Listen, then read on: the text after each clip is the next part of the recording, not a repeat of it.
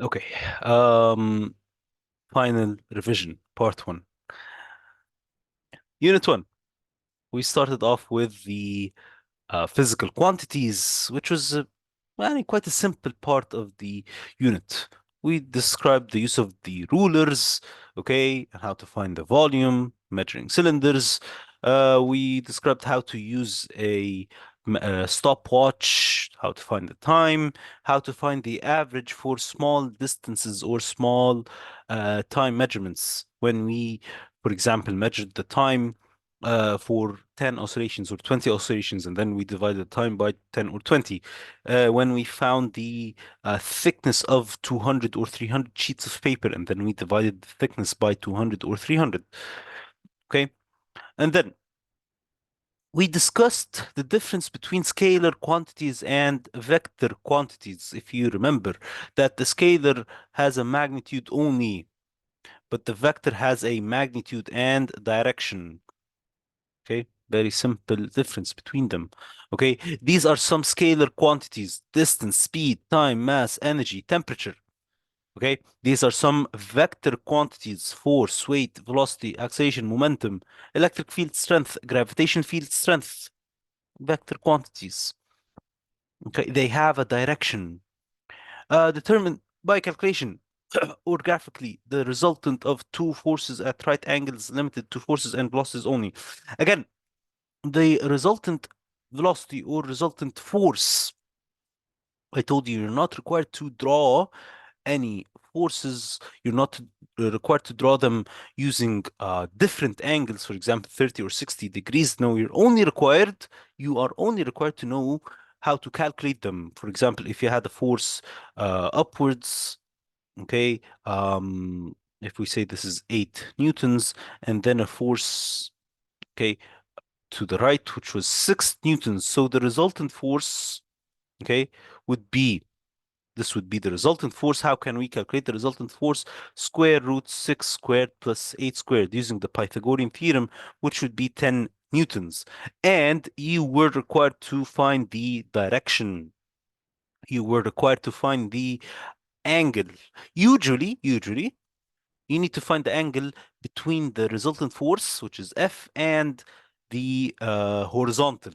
Usually, it's with the horizontal. You need to find this angle, theta. How can I find theta? This is using tan. Tan theta equals opposite over adjacent. Usually, okay, if I'm talking about the horizontal, then it would be y over x, opposite over adjacent. 8, okay, tan theta would be in this question, tan theta would be equal to 8 over 6 to find theta. Tan inverse, 8 over 6. Tan inverse, 8 over 6. That's if you are required to find the angle with the horizontal.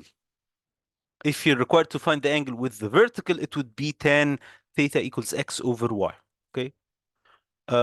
Which is rarely you would be required to find such an angle. Most likely, it would be an angle with the horizontal. And this is one of the questions that is probably you will have a question like this in your next test, inshallah. Probably you would have a question regarding the resultant forces with the right angles.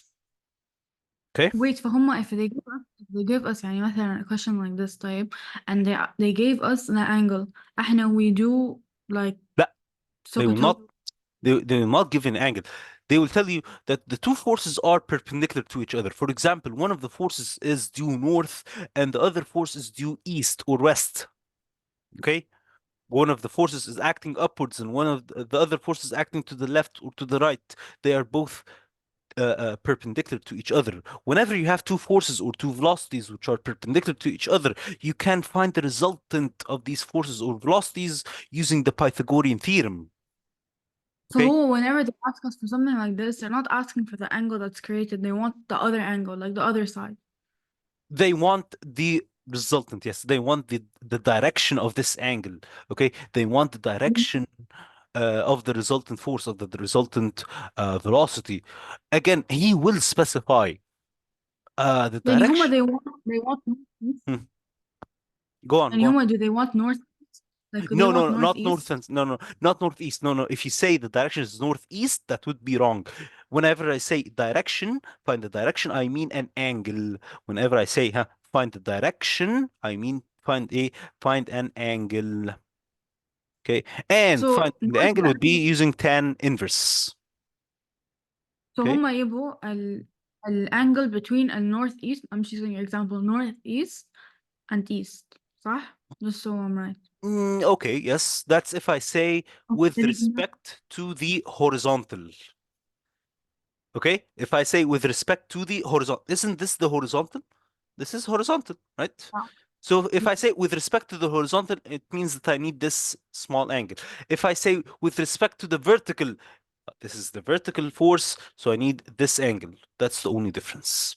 Okay, They're always gonna tell us, صح? they will Like they'll tell you, tell us with definitely. respect. Okay, this to find the horizontal, it would be tan theta equals y over x. This is the horizontal.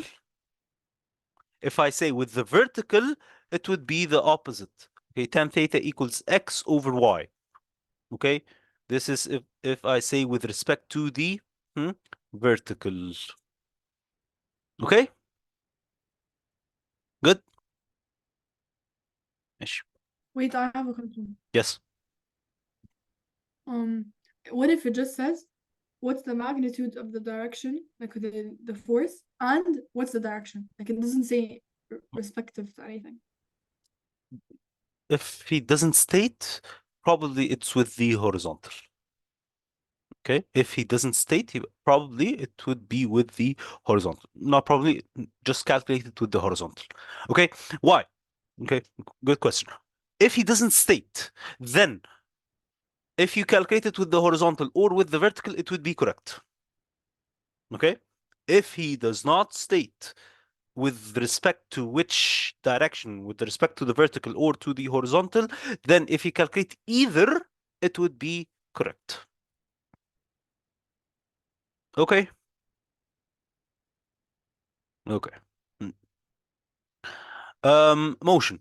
Speed equals distance over time. Okay, velocity is the speed with a certain direction. We know that. The average speed is the total distance over total time. We can sketch the different graphs, distance time graphs and speed time graphs. Okay. We also have to know the difference between when an object is at rest, moving constant speed, accelerating or decelerating in the distance time graph and in the speed time graphs. Okay, if you can recall some of the distance time graph, if this is distance time graph, this is at rest. Okay, this is constant speed, distance time. Okay, this is increasing speed. Again, this is distance time, and this is decreasing speed because this is distance time graph. To find the speed, okay, from a distance time graph, what do we do? Slope y2 minus y1 over x2 minus x1. And then the area under the graph would give me, okay, area under the graph would give me distance in a speed time graph. Area under the graph would give me a distance in the speed time graph. But in the speed time graph, the slope would be the acceleration. Speed time graph, the slope would be the acceleration. Calculate the acceleration from the gradient of a speed time graph. Yes, the acceleration is the gradient. It's the slope of a speed time graph. Again, we can define acceleration. What's the acceleration? It's the change in velocity per unit time. Change in velocity per unit time. Acceleration is delta V over T or V minus U over T, and it has a unit of meter per second squared. Okay. We can also know difference between the constant accelerations and the changing acceleration. A constant acceleration would be a constant slope, constant line. Either it is acceleration or deceleration, it doesn't matter. Okay, constant acceleration or constant deceleration would have a constant slope, positive or negative. A changing acceleration would have a curve, which is quite obvious. It could be increasing acceleration, decreasing acceleration, increasing deceleration, or decreasing deceleration. Okay, let me draw them quite quickly. If this is a speed time graph, this is called an increasing acceleration. This is called a decreasing acceleration. Okay. Um, this is an increasing deceleration. Okay. And last but not least, this is the decreasing deceleration, speed time graph. Okay. Increasing acceleration. Okay. Decreasing acceleration, increasing deceleration, and then decreasing deceleration. Okay. Okay. Hmm. Any questions? Wait, can you just wait for 1 second? Can you Okay. scroll back up? Increasing acceleration, decreasing acceleration, increasing Well, deceleration. the different time graphs, right? These are speed time graphs. The ones هنا, Yeah. they are distance time graphs, yes. Okay. Okay. Um, okay, yeah. State that the acceleration of a free fall is 9.8 meters per second. 9.8, not 10. Not 10. If you ever use 10, it would be wrong. Okay, 9.8 meters per second squared. Again, we know that the deceleration is the negative acceleration. What is a deceleration? It's a negative acceleration, and describe the motion of objects falling in uniform gravitational field with or without air resistance. Terminal velocity. Okay, we know the terminal velocity, or we can recall it quite quickly. What happens? Okay, what happens when an object falls in air? We can recall it quite quickly. What happens when an object falls in air? Initially, the only force acting on the object is its weight. As the speed increases, what happens? The air resistance increases. So when the air resistance increases, the total resultant force decreases. Okay? The total resultant force decreases. As the total resultant force decreases, the acceleration acting on the object decreases. Initially, the acceleration was 9.8 meters per second. After a while, the acceleration keeps on decreasing. It could become 7, for example, and then 5, and then 3, until the acceleration becomes 0. When does the acceleration become 0 meters per second squared? It's when the weight, which is the downward force, is equal to the which is equal to the air resistance, the upward force. When both forces are equal, then the object has a zero acceleration, a zero resultant force, meaning that it is falling at a constant speed. This constant speed is referred to as the terminal velocity. The terminal velocity, well, falling in air at a constant speed. This could also happen in liquids, actually. Okay, it could happen in liquids if you have metal ball, for example, and you leave this metal ball in some liquid in the sea or whatever, it will accelerate, and then the acceleration will keep on decreasing due to the water resistance in this case. Okay, this was very quickly a quick recap on um, terminal velocity and the falling in air or liquids. Mass and weight. We know the difference between the mass and the weight. Mass is the amount of matter inside an object. It's the amount of matter inside an object. The weight is a force due to gravity. It is a force due to gravity. Again, we can calculate G equals W over M because weight equals mg. And we know that the weights may be compared using a balance. Describe the use of concept weights as a gravitational effect, okay, on a mass. Again, weight is a force due to the gravity, which affects the mass. Okay. Density, we know density equals mass over volume, and the definition, if he asks you to define density, what is density? It's the mass per unit volume. Define density, it's mass per unit volume. How can we determine the density of a regular or irregular shape Okay, regular shape, length, width times height, we find the volume and then we find the mass. Quite simple. Irregular shape, we need a measuring cylinder. We add some water, we find the initial water and initial volume, then we add the solid, then we find the second volume, then we find the difference between the volumes, which is the volume of this irregularly shaped object.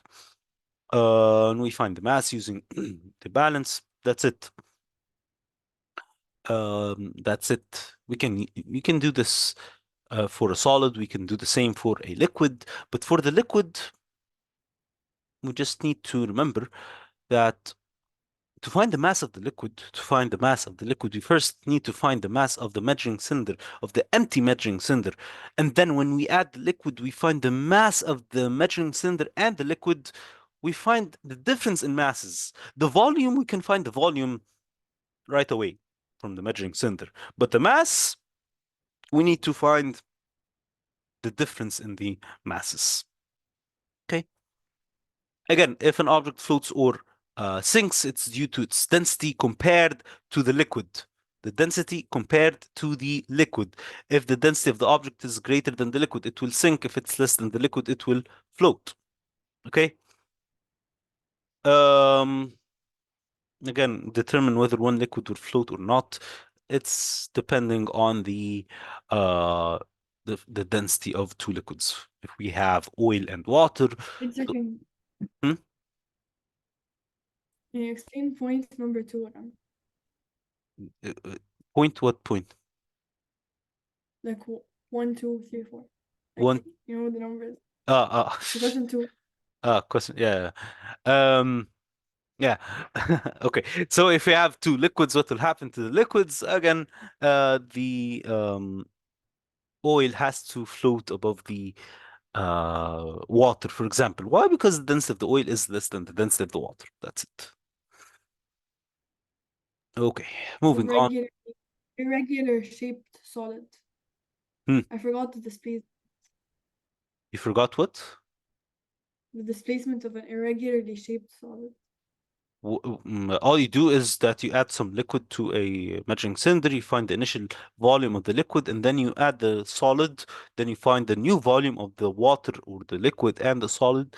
Then you find the difference in the volumes. This would give you the volume of this solid, and you can find the mass of the solid using a balance. That's it. Okay, thank you. Forces. Force may produce a change in the shape, size, speed, direction of an object. Okay. We can use load extension graphs, which is the Hooke's law. Okay. We can find the resultant of two or more forces in a straight line. Very simple. If we have 30 newtons to the left and 10 newtons, 30 newtons to the right and 10 newtons to the left, the resultant would be 20 to the right, which is very simple. We don't need to go into too much details. Know that an object either remains constant, remains at rest, or moves at a constant speed if and only if the resultant force is zero. Okay, it remains at rest or continues at a constant speed if and only if the resultant force equals zero. If the resultant force is greater than zero, if the resultant force is greater than zero, it will accelerate. If the resultant force is less than zero, then it will decelerate. If we have a positive resultant force, it will accelerate, the speed will increase. If it has a negative resultant force, the object will decrease, the speed will decrease, it will start to decelerate, it will start to slow down. State that the resultant force may change the velocity. Oh, I just said it. Okay. Define Spring's constant K equals F over X. F over X. Hooke's law. Okay. This is Hooke's law. Define and use the term limit of proportionality. Limit of proportionality for a load extension graph. Identify this point. We need to identify this point on the graph. Okay. You're not required to actually define what is the elastic limit, but you are required to know where is the elastic limit on the graph. Okay. It's the point at which before reaching this point, Before reaching this point, the spring is directly proportional. Again, what is Hooke's law? The force and extension are directly proportional unless what? Unless reaching the elastic limit, unless reaching the limit of proportionality. صح? Unless reaching the limit of proportionality. So this is Hooke's law. Okay. Recall the use of F equals ma, force equals mass times acceleration. We know it. It's quite easy. And this F usually is referred to as the resultant force. Okay. Resultant force. It is referred to as F equals ma. Circular motion. Circular motion. Usually we tend to forget this circular motion. Centripetal force, centripetal acceleration. Describe the centripetal or circular path. Okay. The force is always perpendicular. The force is always perpendicular and it is always directed towards the center. Okay. It's always directed towards the center. So if I ask you where's the direction of the resultant force, it's directed towards the center, even if it's moving with a constant speed. If it's moving with a constant speed, it's okay, but the velocity is changing. If I'm moving in a circular motion, what's happening to the velocity? The velocity is definitely changing. Why is the velocity changing? Because the direction is changing. Whenever the direction changes, the velocity changes. And as the velocity changes, that means that it is accelerating. Acceleration is the rate of change of velocity. Whenever I have an acceleration, will I have a force? Yes, force equals mass times acceleration. So I am accelerating. There is a resultant force. Where is the direction of the resultant force? It's towards the center of the rotation, the center of the circle. Okay. As speed increases, these are three newer points. Speed increases, the force increases. As the speed increases, the force increases. As the radius decreases, the force increases. Okay. An increased mass requires an increased force. An increased mass requires an increased force. So the force depends on three things. F equals mv squared over. You are not required to know this equation. You are not required to know this equation. Okay. But what are you required to know? As the speed increases, the force increases. They are both directly proportional. As the radius decreases, the force increases inversely. This is inversely proportional. And the first one was directly proportional. The last one, as the mass increases, the force also increases. So it's also directly proportional. Force, mass, and radius. Force and mass, okay, sorry, mass and velocity, I'm sorry, mass and velocity are directly proportional. Radius is inversely proportional. Okay? Okay. Um, well, moving on. Effects of forces. Again, the effects of forces, um, very simply, friction, liquid resistance, which is the drag or the water resistance, and then the air resistance. These are the three types of resistive forces that you are required to know. The force of friction is due to two solids. Okay, if you're walking, for example, on the floor, what's the force that prevents you from slipping? Friction. If you slip, then the friction wasn't enough. Okay, then the surface was like frictionless or slippery. That's why whenever you slip, the friction is too little. Um, the friction due to water is called the water resistance. Friction due to air is called the air resistance. These forces, يا شباب, these forces, what do? They only They can only slow down an object. They can never, ever, okay, force the object to move in the opposite direction, for example. Never, okay? They can only slow down an object. Okay? Okay. And then turning effect of the forces, moment. We know that the moment is the turning effect of the force. Oh, moment. Force times the perpendicular distance from the pivot. From the pivot, again, not just any distance, not just any random distance. It has to be the perpendicular distance between the force and the pivot, and it has to be perpendicular. Apply the principle of moments. Again, the principle of moments, when I say the object is in equilibrium, so the clockwise moment, clockwise moment is equal to the anti-clockwise moment, equilibrium, and then the upward forces are equal to the downward forces. Upward forces are equal to the downward forces. Clockwise equals anti-clockwise, upward forces equal downward forces. Apply the principle of moments to the other situations, including those with more than one force on each side of the pivot, which is quite easy. خلاص we know how to find the resultant moment, or how to find one of the forces if one of them is missing. We just apply the uh, uh, we apply this concept: clockwise moment equals anti-clockwise moment. And then describe an experiment to demonstrate there is no resultant moment on an object in equilibrium, which is quite simple.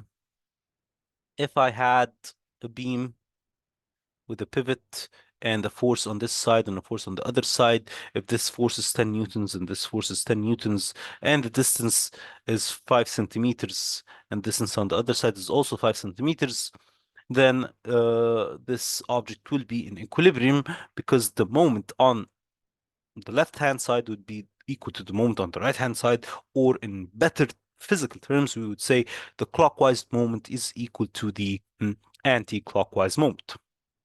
Okay? Any questions? Okay. Center of gravity or center of mass, center of weight, okay, which is a point. What is a center of mass or center of weight? It is a point at which, okay, all of the weight, okay, it's a point at which all of the weight or mass seems to act. Seems to act. It's as if all of the weight or all of the mass is acting at this point. It's as if all of the weight or the mass is acting at this point. It's not actually acting at this point, but we consider it to act at this point. Again, we can find the center of mass of an irregularly shaped lamina. How do we find the center of mass? We just attach this lamina to a pin, okay, which is suspended in midair, and then we attach a plumb line, and we draw a vertical line, and then we repeat this experiment from another edge of this lamina. And then these two lines, these two vertical lines which have been drawn, whenever we find the intersection, this is the center of mass of this lamina or this card. Describe qualitatively the effect and the position of the state of the center of gravity. Again, whenever the center of gravity is higher up, the stability of the object decreases. Whenever the center of mass, center of gravity is higher up, the stability decreases. Okay? Yeah. Momentum. Momentum. What is momentum? It's the mass times the velocity. We know that. Impulse. Define impulse. What is impulse? Force times time for which the force acts.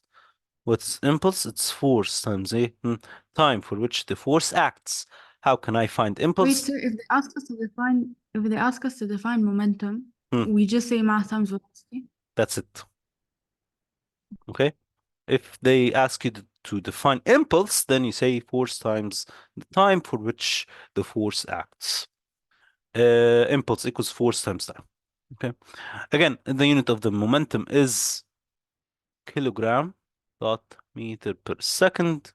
The unit for the impulse is also kilogram dot meter per second, or you can say Newton dot seconds. It's either or. You can use either. it would be correct. Apply the principle of conservation of momentum to solve simple problems.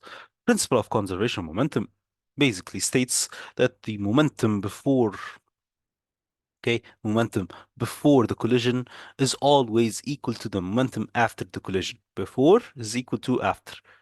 Okay, how do we use this equation? M1 U1 plus M2 U2 equals M1 V1 plus M2 V2. Okay, principle of conservation of momentum. One of the mistakes, I don't want to say all of you, but most of you tend to do is what? If I have an object moving in a certain direction at a speed of 10 meters per second, it collides with a wall. Okay, it collides with a wall and then moves in the opposite direction at the same speed, 10 meters per second. You'd say that U equals 10 meters per second. But V in this case is negative 10 meters per second. Okay, you have to write down negative 10 meters per second. Okay, if you write down if you write it down as positive, okay, it would be wrong. It would definitely be wrong. That's the whole point actually of this lesson, of this part, momentum. Okay, the whole point of momentum. Why do we teach you momentum?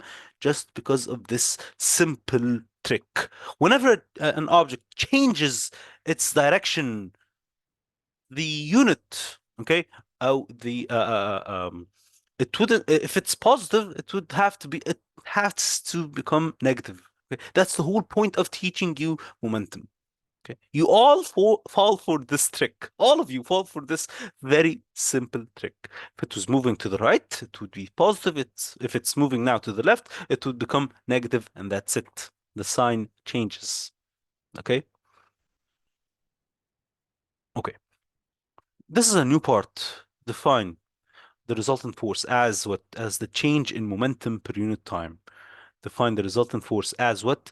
As the change in momentum per unit time. ايه ده? Is that something new? It's not new, but you can just rearrange the equation of the impulse. You can just rearrange the equation of the impulse. Impulse is the change in momentum. Impulse is the change in momentum, which is equal to the force times time. If I want to calculate the force, what will I do? Force equals change in momentum or impulse over time. So basically, the resultant force is the change in momentum per unit time. That's it. Okay, it's a rather new question, a rather new definition. So it's a good practice to just write it down more once or twice. Okay. يلا moving on. Energy, work, and power. Energy. Very quickly, we have several types of energy. يلا, kinetic, gravitation, chemical, elastic, which is also strain, nuclear, electrostatic, internal, which is also thermal or heat. Okay, how is the energy transferred between? How can we transfer the energy? By mechanical work, by current, by electromagnetic forces, by sound, by other sources. So we have, we know that we can change the energy from one type to another. This is the whole point of the law of conservation of energy. The principle of conservation of energy. Energy is neither created nor destroyed. It can only change from one form to another. That's it. That's the principle of conservation of momentum of energy. We know we have two equations. Kinetic energy, half mv squared, gravitation potential energy, mgh. Also know that the principle of conservation of energy applies to the principle of to complex examples. We can apply this principle to complex examples such as the Sankey diagram. So what's a Sankey diagram? It's a very simple diagram. It's a very, very simple diagram. Okay, it's basically an arrow. Okay, it's a huge arrow. What's this huge arrow? This is the input. Okay, what's this huge arrow? It's an input. For example, if I'm talking about the car, What's the input energy? It's the fuel, okay, which is a chemical energy, okay, chemical energy. This is the input energy for the car. Input. Let's say this fuel is 1,000 joules, 1,000 joules. Okay. The car has several outputs, several outputs. One of the outputs, let's say, is the thermal energy. There is a huge portion of this energy which is wasted as thermal energy. So let's say this is the thermal energy. Okay. Uh-huh. Thermal energy. Let's say 500 joules are wasted as thermal energy. This is wasted energy. Mhm. Wasted energy. Let's say we have some of the energy wasted as sound energy. Maybe 200 joules of energy are wasted as sound. What remains is about 300 joules. Okay, 300 joules of energy, which are responsible for the kinetic energy. Uh, Kinetic energy, which is the only useful energy in this case. 300 joules. Okay, this is the only useful energy output. Energy input is always equal to the energy output. 1,000 joules of energy were input. The 1,000 joules are also the output, but they were divided into useful and wasteful energies. 700 joules were wasted in thermal and sound energies. Only 300 joules was used as the kinetic energy, the useful energy output of a car. We use cars to move from point A to point B. That's the useful kinetic energy of the car. This is a Sankey diagram. This is simply what we mean by a Sankey diagram. Okay? Hmm. And then work equals, okay, work equals force times distance. We know that work equals force times distance. Okay. Energy resources. This is one of the very theoretical parts. Okay, theoretical parts. Energy resources. We had several types of energy resources.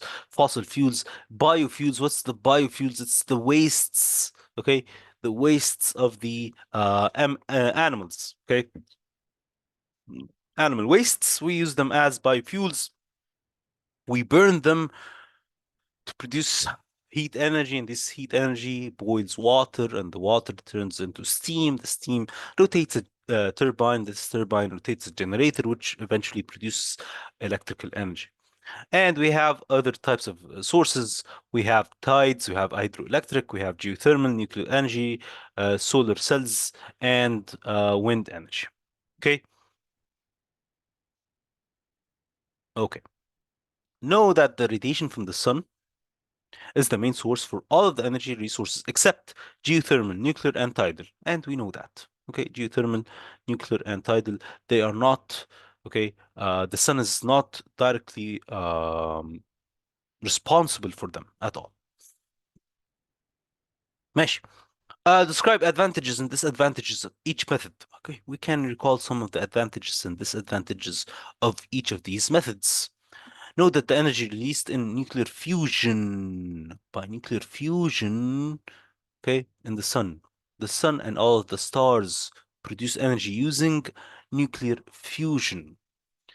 In the power stations, in the nuclear power stations on Earth, they use nuclear fission. Nuclear fuel, huh?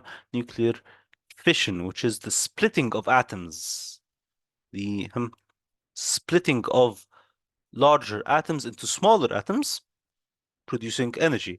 Fusion, what is fusion? It's the joining of smaller atoms to produce larger atoms, such as hydrogen.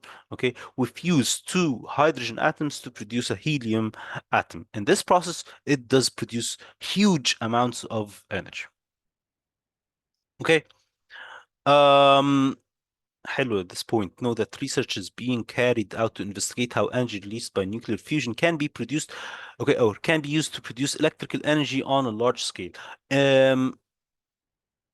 On Earth, nuclear fusion is almost impossible. I'm saying it's almost impossible. Why? Because there's still some research ongoing to try, they're trying to build some fusion reactors. Have they successfully done it? Yes, they have successfully built a fusion reactor, but on a very, very, very small scale, in which they can, for example, fuse two hydrogen atoms to produce a helium atom. Okay, on a very, very small scale.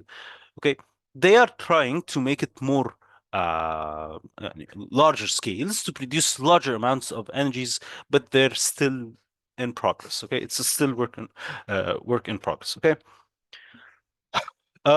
Efficiency. What is efficiency? Again, we know that efficiency is the useful energy output over the total energy input, or useful power output over the useful or the total power input.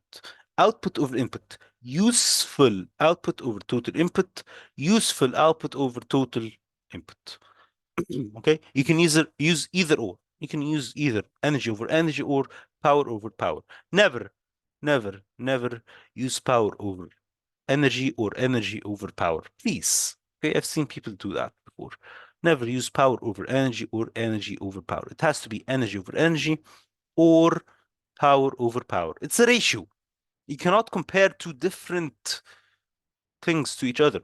You have to compare two similar quantities, energy to energy or power to power. Okay. Yeah. Power, what is power? We know that power is the work done per unit time. Power is energy over time or work over energy, work done over energy. Okay. Yeah. Pressure. Pressure is the force per unit area. Pressure equals force over area. How does the pressure vary with the area? We know that as the area increases, what happens to the pressure?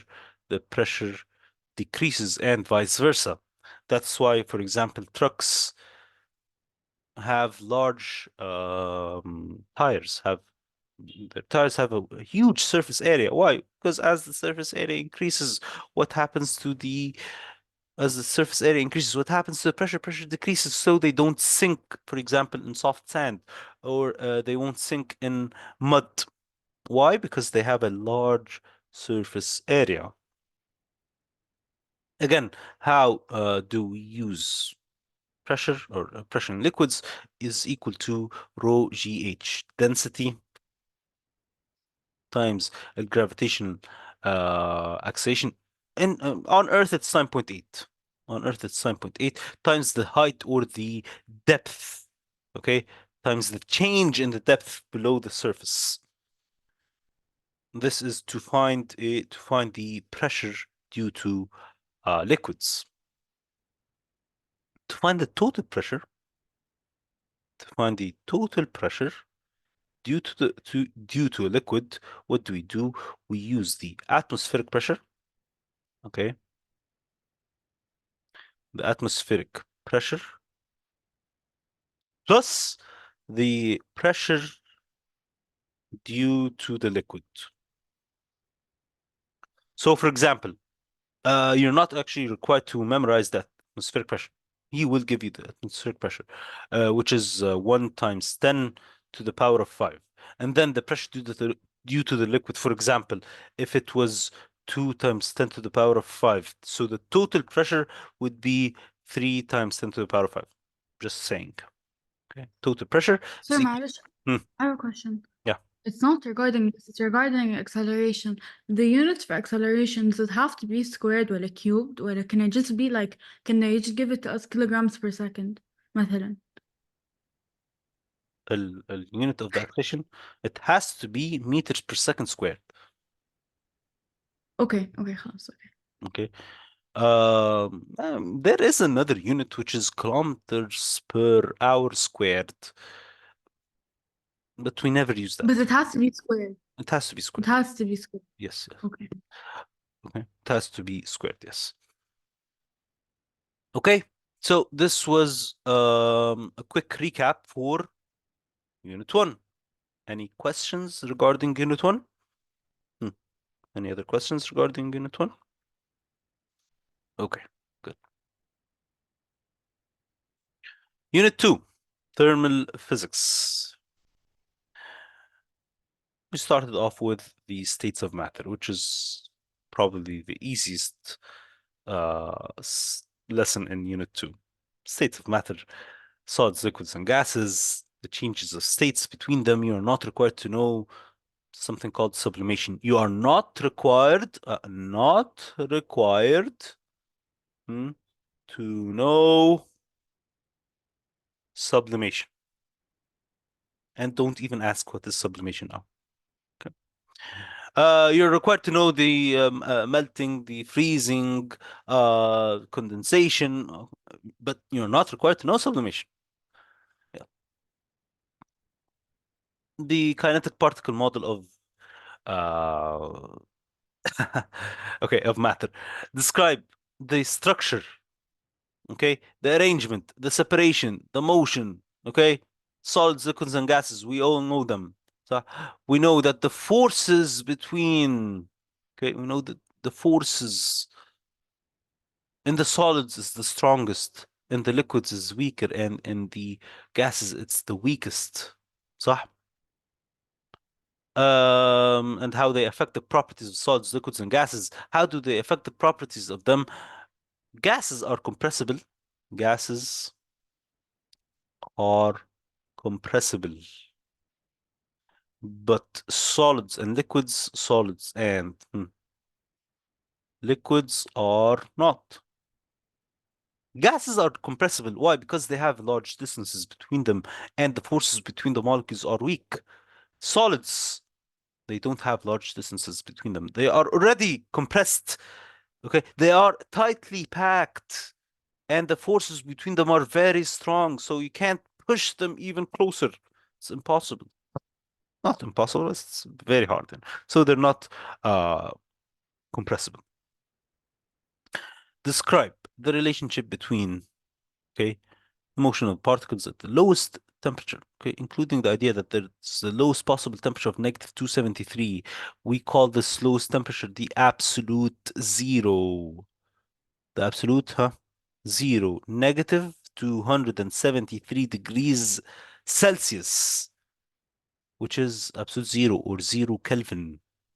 They have the least kinetic energy. They have the least kinetic energy in the absolute zero. Actually, this is the very important part. Most probably you will have a question regarding this, okay? Regarding the absolute zero or the Kelvin scale. We will discuss the Kelvin scale now. Okay. Most probably you will have a question regarding this in your exam. Okay. Describe the pressure and changes in the pressure of gas in terms of motion of its particles and the collisions with a surface. Yes, with a surface. How do gas molecules exert a pressure on the walls, for example? Or how do we as humans experience pressure due to the air around us? It's because the air molecules move fast and random in all directions, colliding with our bodies or colliding with the surface of the walls, causing a change in momentum. Causing what? A change in momentum. Therefore, exerting a force on the walls. And that's why when we define a force, it's the change in momentum per unit time. So when you change the momentum, you will cause a force. In the case of these molecules, when they hit the walls, they change their momentum, causing a force. Applying this force over a certain area is the pressure. Pressure equals force over area. Okay?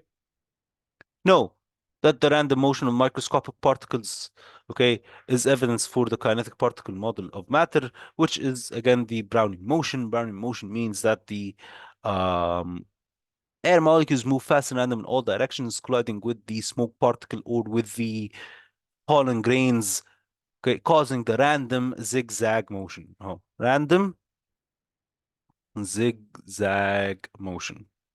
Okay. Okay. Kinetic particle model of matter. Okay. What's the kinetic particle model of matter? It means that All the molecules have some kinetic energy. All the molecules have kinetic energy. That's why when you increase the kinetic energy, the motion of these molecules increases. For example, gas molecules move fast and random in all directions. Liquids, they have less kinetic energy, and that's why they only slide over each other. Solids, they have even less kinetic energy, and that's why they only vibrate in fixed place. And that's why when we go to the absolute zero, when we reach absolute zero, what happens? The molecules are almost dead. What do I mean that the molecules are almost dead? The molecules almost cease to move at all. Not even vibrate. They don't even vibrate in their fixed space. Okay. Almost. Why am I saying almost? Because until now, at this moment, we haven't actually reached absolute zero.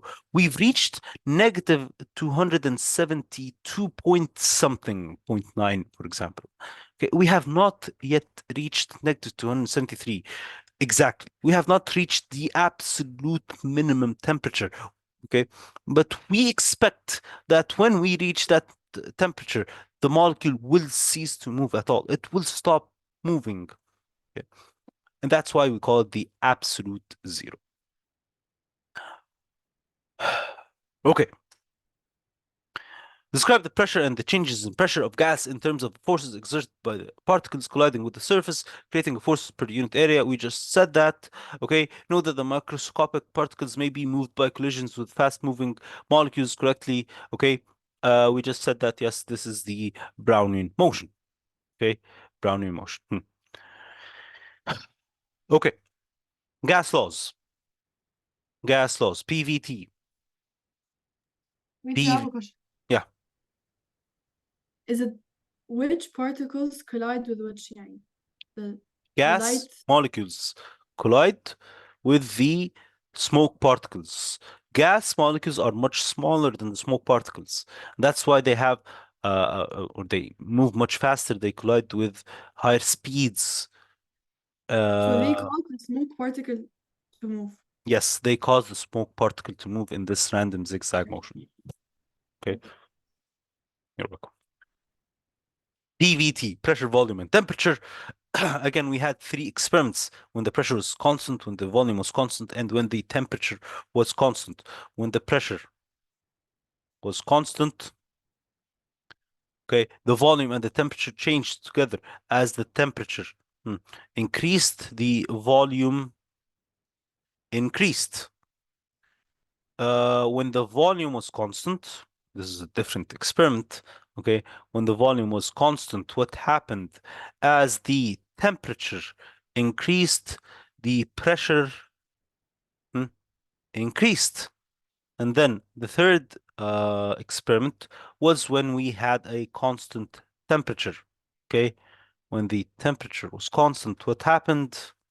A temperature constant, what happened? As the volume decreased, as the volume decreased, what happened? The pressure increased. And that's why we had an equation P1 V1 equals P2 V2. They are inversely proportional, pressure and volume. As the volume decreases, as I compress a balloon, for example, what will happen to this balloon? The pressure will increase. Eventually, it will blow up. I compress the balloon. This is when the temperature is constant. Okay. What about the Kelvin scale? Kelvin scale. It's a very simple scale, a very simple equation. Okay, how do we use this equation? K Kelvin equals degrees Celsius plus 273. K equals Celsius plus 273. For example, if the temperature today is 27 degrees Celsius, find the temperature in Kelvin plus 273. This would give me a total temperature of 400 degrees Celsius. If I had the liquid temperature of 400 degrees Kelvin, how can I find that temperature in Celsius? Celsius equals Kelvin minus 273. So if the liquid had a temperature of 400 Kelvin minus 273, that would give me a total temperature of 27 degrees Kelvin. I'm sorry, I wrote down هنا degrees Celsius wrong. This should be degrees Kelvin. Okay? Okay, so we have two units of temperature, Celsius or Kelvin. We can change. It's very simple. It's a very simple equation. Kelvin equals Celsius plus 273. So, for example, water boils at 100 degrees Celsius. 100 degrees Celsius. It boils at 100 plus 273, which is 373 degrees Kelvin. صح? It boils at 373 degrees Kelvin. That's it.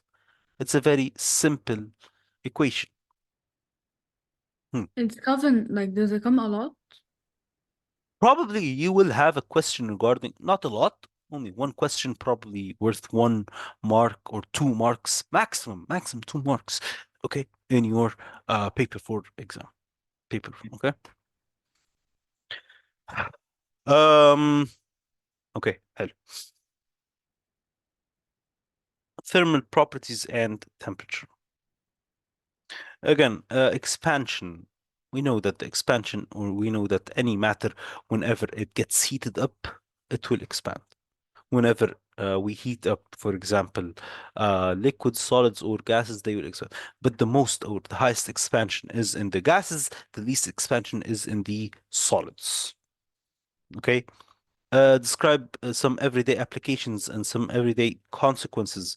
The applications, one of the most famous applications, uses of the thermal expansion is the thermometer. Okay. One of the most famous consequences is the buckling of the train tracks. Buckling of train tracks. Okay. Explain, in terms of the motion arrangement of particles, the relative order of magnitudes of the expansion. I just said it, that the solid expands the least, but the gases expand the most.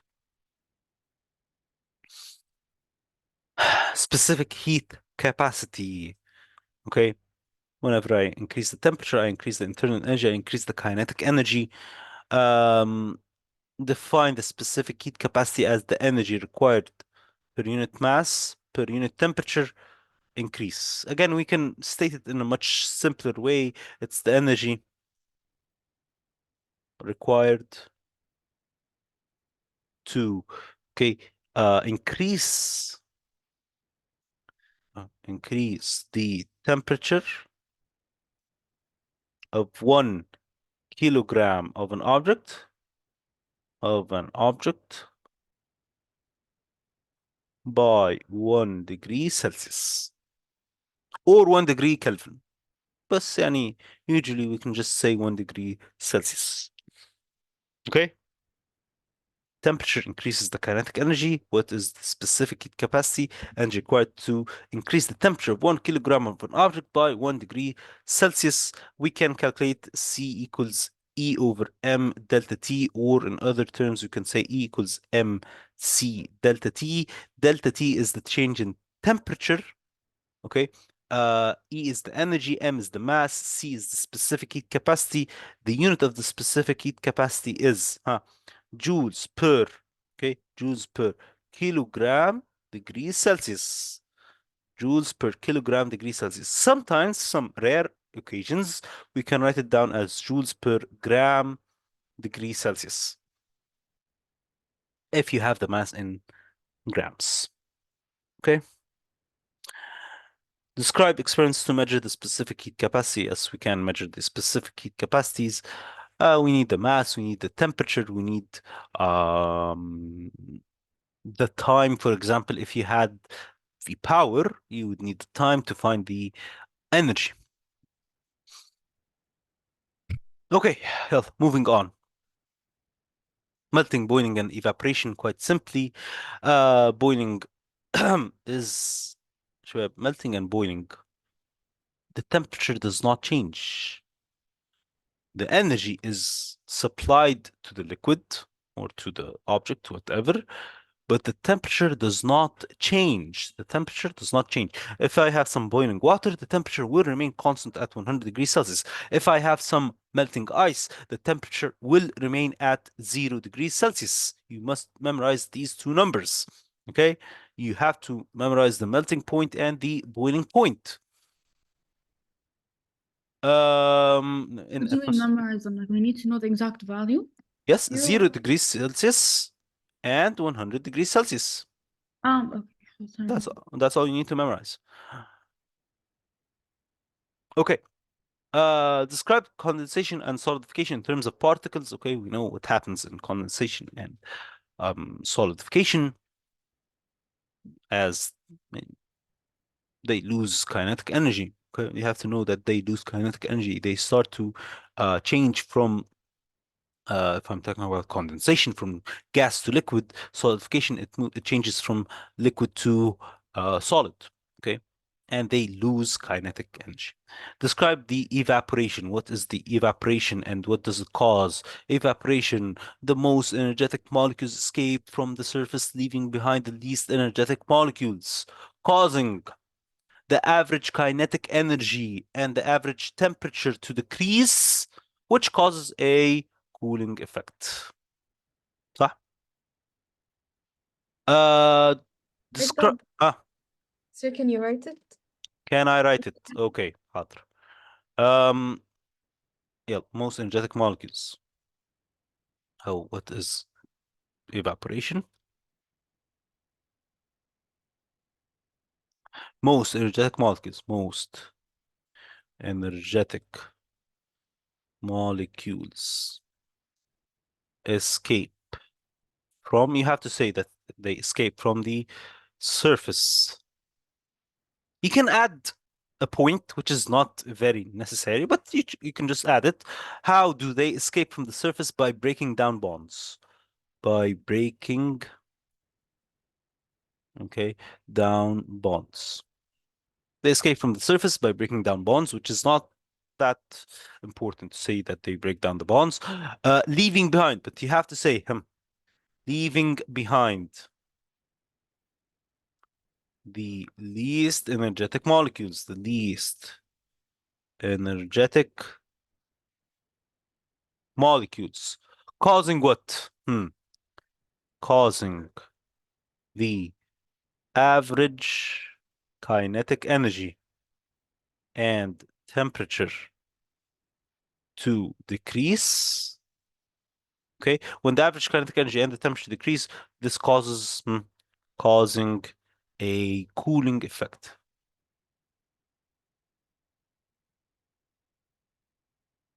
Okay.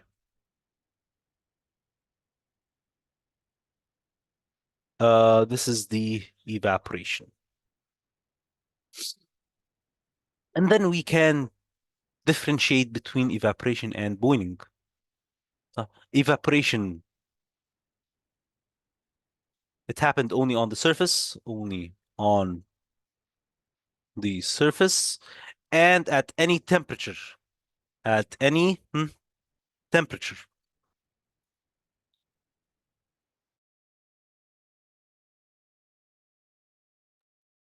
Boiling, on the other hand, happened throughout the whole liquid, through the whole liquid, and only at a specific temperature. Okay? Specific temperature. Why am I saying that it only happens at specific temperature? Why didn't I say, for example, 100 degrees Celsius? Because I'm talking about any liquid. Okay? And each liquid would have a different boiling point. Okay? Yeah. Describe how temperature, surface area, and air movement over the surface affects the evaporation. We know that as the temperature increases, the evaporation increases. As the surface area increases, the evaporation increases. As the air or the wind moving above the liquid increases, the evaporation also increases. Okay. Cooling of an object in contact with an evaporating liquid. Okay. cooling effect. Any questions? Moving on to energy transfers, conduction, convection, and radiation. Conduction. We know the difference between the good conductors and the poor conductors or the bad conductors, which are called insulators. The good conductors are the metals. And why are they good conductors? Because they have free moving electrons. They have free or delocalized electrons. Okay. Any solid will conduct energy. Any solid will conduct energy. Why? Because the molecules start to gain kinetic energy. They start to vibrate. Okay, we call it a lattice vibration. What do I mean by a lattice vibration? The molecules start to transfer energy to the neighboring molecules. They have to transfer to the touching, okay, the molecules right next to them. Okay, that's why conduction has to do with touching. It has to do with the neighboring molecules. Okay, why, in terms of particles, okay, why thermal conduction is bad in gases and most liquids? Why is it bad in gases and most liquids? Because basically in gases, for example, the molecules are already very far apart. They rarely touch each other. They rarely collide with each other. In liquids, they are touching each other, but they're sliding over each other. The motion of the liquid molecules, how do the liquid molecules move? They slide over each other, so there is not enough time for them to actually conduct the energy. They do conduct the energy, but not as efficient as solids. Okay, not as efficiently as the solids do. Okay, and then know that there are many solids that conduct thermal energy better than thermal insulators, but do so with less, okay, so less well than good thermal conductors. Okay, again, difference between thermal conductors and thermal insulators. Okay. So Mm, conduction is when they're touching, like it's directly touching. yes, Okay. yes. Okay. And then convection is like through the air. Convection is through the air or through liquids. Okay, we Like through a call them medium. fluids. Yes, we call them fluids, liquids Okay. and gases. Explain convection. What happens in convection very quickly as the liquids or gases gain kinetic energy. Okay, when the kinetic energy increases, what happens? The volume or the first of all the distances. Okay, the distances between the molecules increases. When the distances increases, the volume increases. When the volume increases, what happens? The density of the liquid or the density of the gas decreases. And this is actually the most important part, that the density decreases. When the density decreases, the hot liquid or the hot gas or the hot fluid moves up, moves up, and the cold fluid. Why am I saying fluid? Because it could be a gas or it could be a liquid. Okay. And the cold fluid moves down.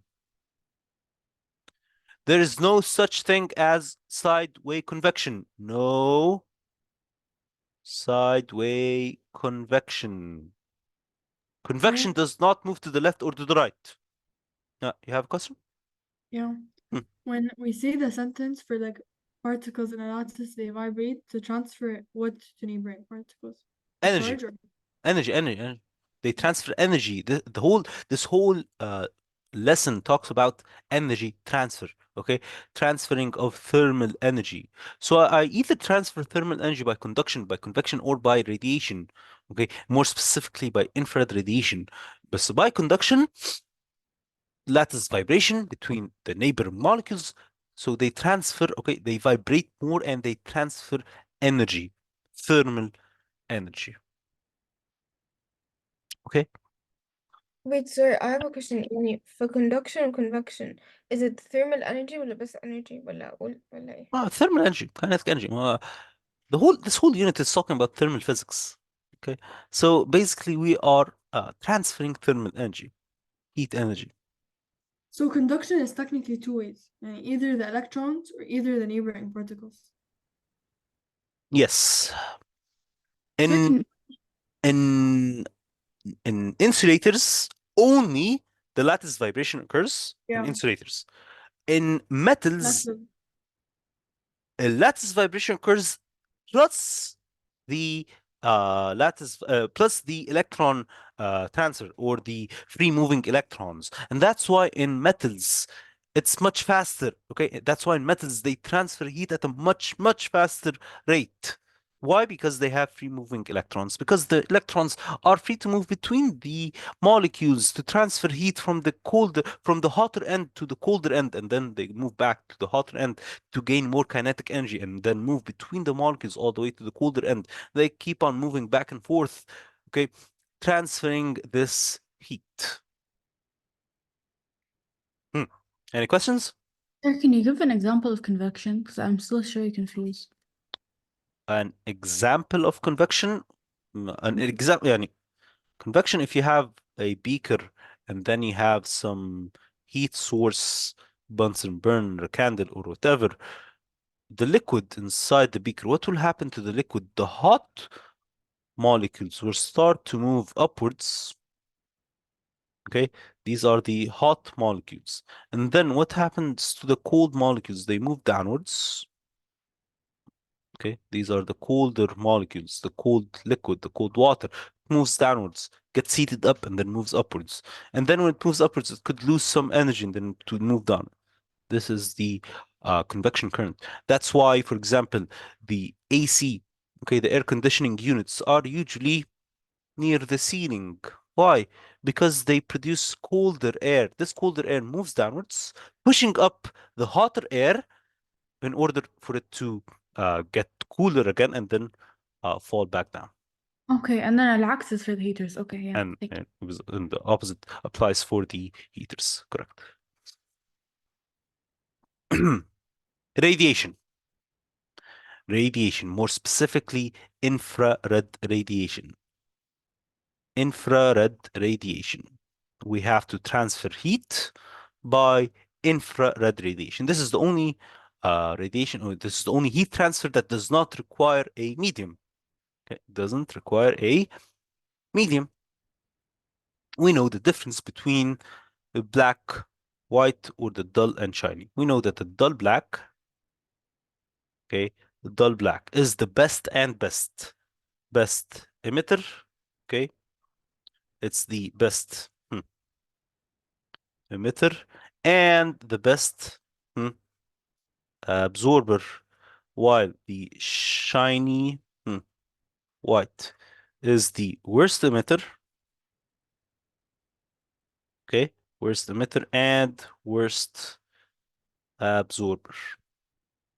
Okay, what about we need to know that for an object to be at a constant temperature, it needs to transfer energy away from the object at the same rate as it receives energy, well, which is quite logical. If the temperature of an object remains constant, it means that it is losing energy. For example, it will lose, let's say, 10 joules per second at the same rate at which it gains these 10 joules per second. It will gain this energy from the surroundings, from whatever, okay? In order for the temperature to remain constant, the amount of energy gained is equal to the amount of energy lost. Know what happens to an object if the rate at which it receives energy is less or more. Okay, this is quite obvious. If the energy received is less, or if the energy received is more, if I gain a lot more than what I lose, then my temperature will increase, then the kinetic energy will increase. If I gain a lot less than what I lose, then my temperature or my kinetic energy will decrease. Okay, it's very obvious. It's quite simple. Know how the temperature of the Earth is affected by factors controlling the balance between the incoming radiation and radiation emitted by the Earth's surface. It's also almost the same concept. It's the same concept. Temperature of the Earth is affected by factors controlling the balance between the incoming radiation from the sun, and radiation emitted by the Earth's surface. The Earth does emit a lot of radiation.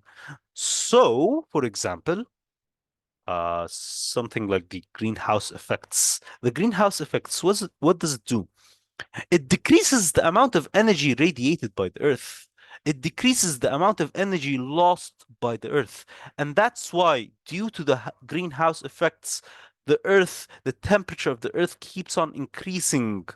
Okay? We're killing the Earth. Why? Because we're increasing the temperature of the Earth, and the North Pole and the South Pole melt eventually, and blah, blah, blah. Why? Because the radiation being emitted by the Earth is now less, okay, is now less than the radiation received, and therefore the energy, or the temperature, the total temperature of the Earth is increasing. Okay. Let me just state the simple point. What's the difference between an emitter and an absorber?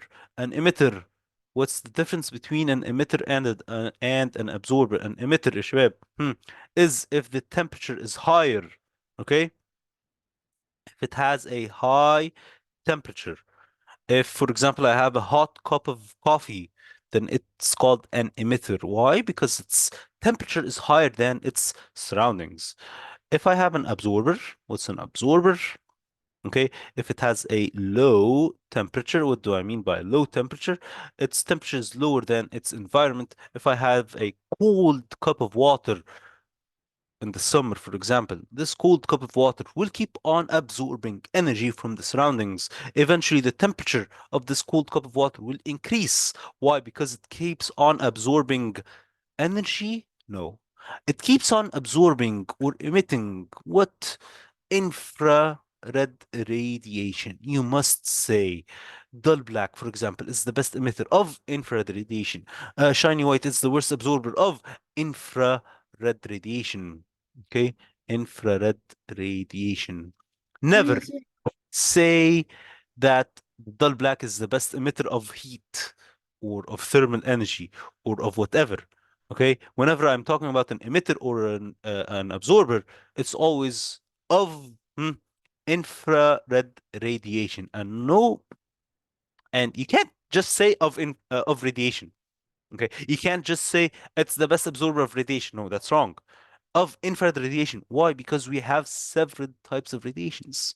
We have light radiation, we have ultraviolet radiation, we have gamma radiation, X-ray radiation. Okay, what's the one responsible for the heat or for the thermal energy? The infrared radiation. That's why you must say infrared radiation. Okay, any questions?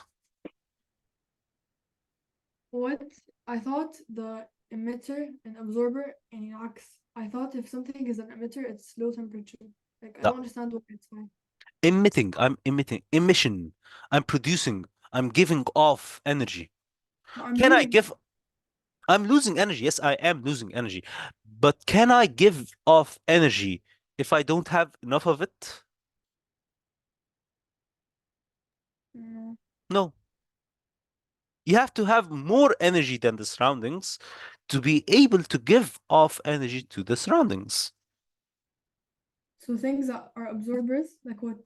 Like, give Like me an example. cold objects.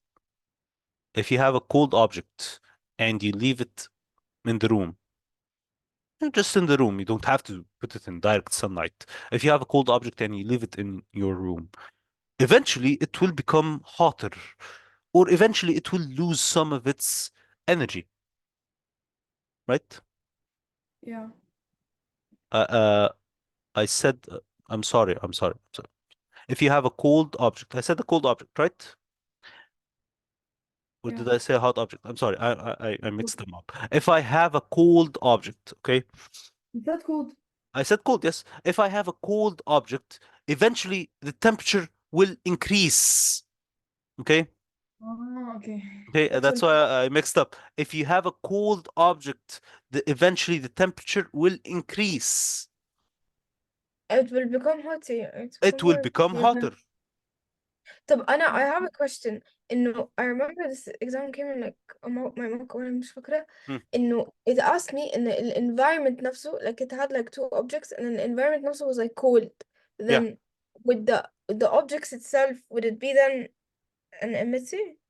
The objects will be emitters, yes. Emitter? Yeah, Because the because the weather itself was was cold. colder. So if you have something which is hotter than the environment, it will keep on emitting infrared radiation. It will keep on losing energy. It will keep on losing energy. And therefore, eventually, they will become colder.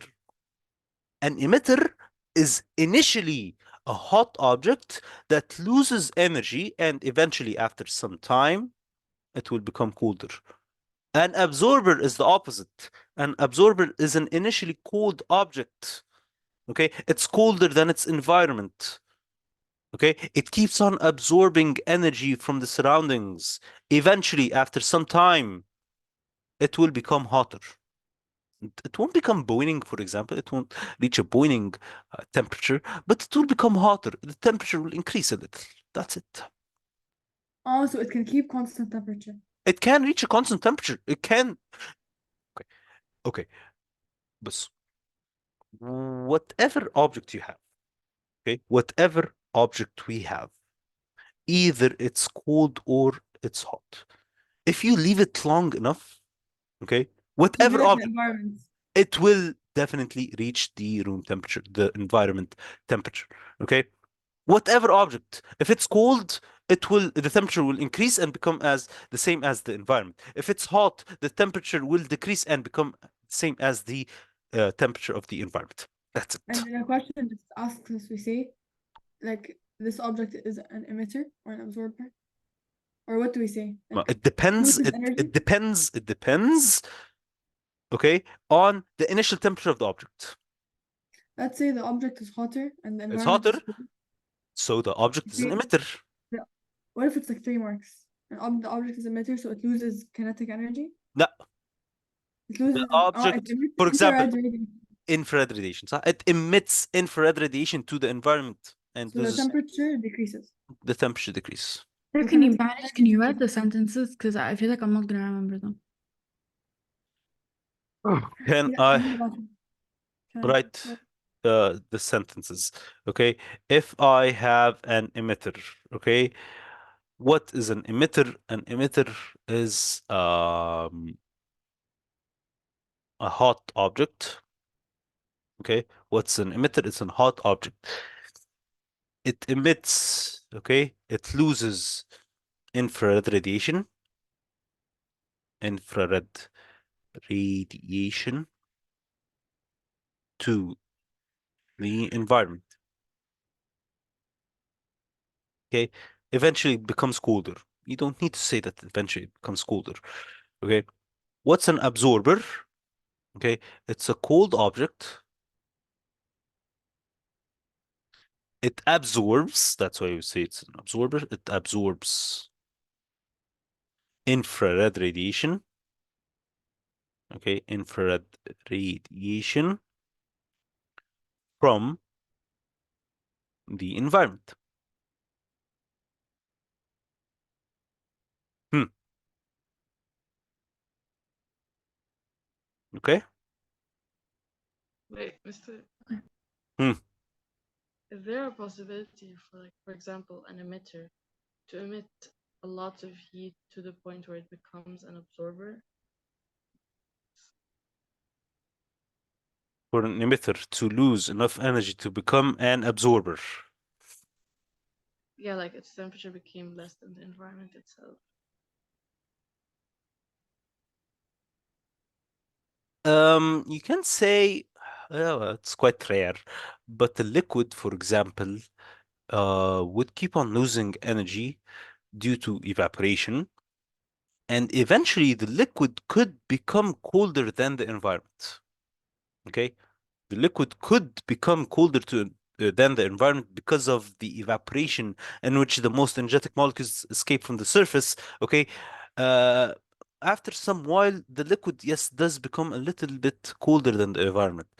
In this case, it could become an absorber, maybe, yes. Uh, but I don't think that you would be required or you'd be asked, يعني, such an intricate question, يعني. Okay. but يعني that it could be a very, very rare case of liquid. Okay. Again, okay. It's actually a really intriguing question. Why? Because when we're talking about conduction, convection, and radiation, we're talking about the natural, okay, thermal energy process or thermal energy transfer. What do I mean by the natural thermal energy transfer? What will happen if you leave it, if you leave this object? If this object is in contact with another object, then it will gain or lose energy due to conduction. Okay. If I have some hot liquid, okay, or some hot air in the room, what will happen? This hot air will rise up due to convection. Okay, this is all natural, a natural process. Radiation, okay, the hot, okay, surfaces radiate infrared radiation. Okay, they emit infrared radiation naturally. Okay, we can do it artificially. How? Because for example, we can get it colder than the environment by putting it in the freezer or in the fridge, for example. Okay, it will eventually become colder than the environment, yes, and then it will become an absorber. But this is not a natural process. Okay, you can take it all the way to the North Pole or to the South Pole and then get it back to the room, for example. Okay, I'm talking for example. But in our cases, we always talk about the very natural process. Okay. Okay. Um, yeah. Radiation continued. Describe experiment to distinguish between good and bad emitters of infrared radiation. Okay, we know the difference between the good and bad emitters. Raj, can you scroll for 1 second? Okay.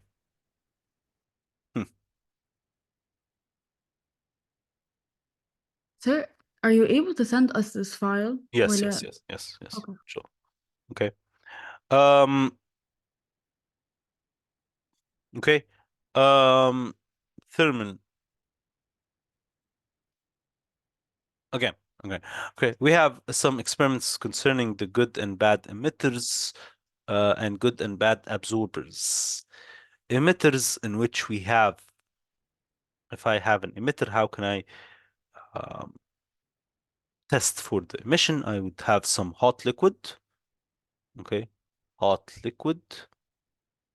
And then I would have a white surface, and then on the other side, I would have a black surface.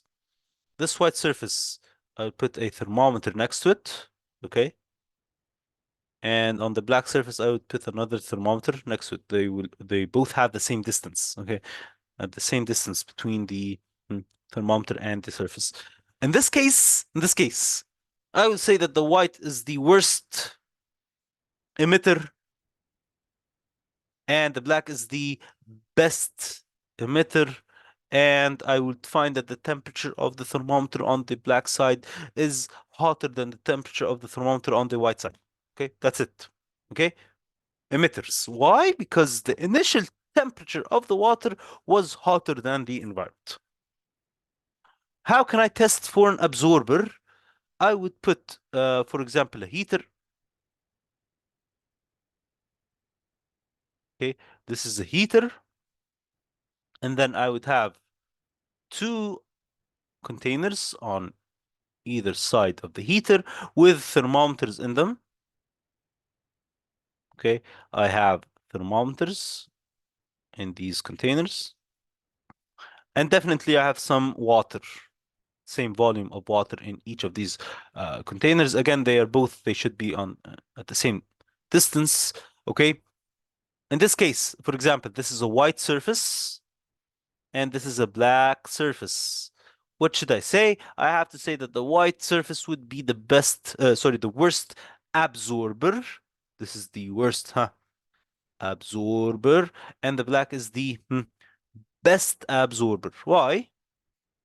Because eventually, after some time, I'd find the temperature of the water with the black surface, the temperature would be increased or would be higher, much higher than the temperature of the beaker with the white surface. Okay? So the experiment is a heater and then a black cup and a white cup. Yeah. And then thermometer. Yeah. The middle thing is a heater, صح? Yeah, this is a heater. Okay. Okay. Describe how the rate of emission radiation depends on the surface temperature and the surface area of an object. Definitely. When the temperature increases, the radiation increases. When the temperature increases, the radiation increases. When the surface area of an object increases, also, the radiation or the infrared radiation, the emission also increases. Okay? They are both directly proportional. Okay? Any questions? Okay. Some consequences of thermal energy. Okay, this is quite simple. Okay, explain the basic everyday applications, consequences of conduction, convection, heating objects. Okay, and heating a room.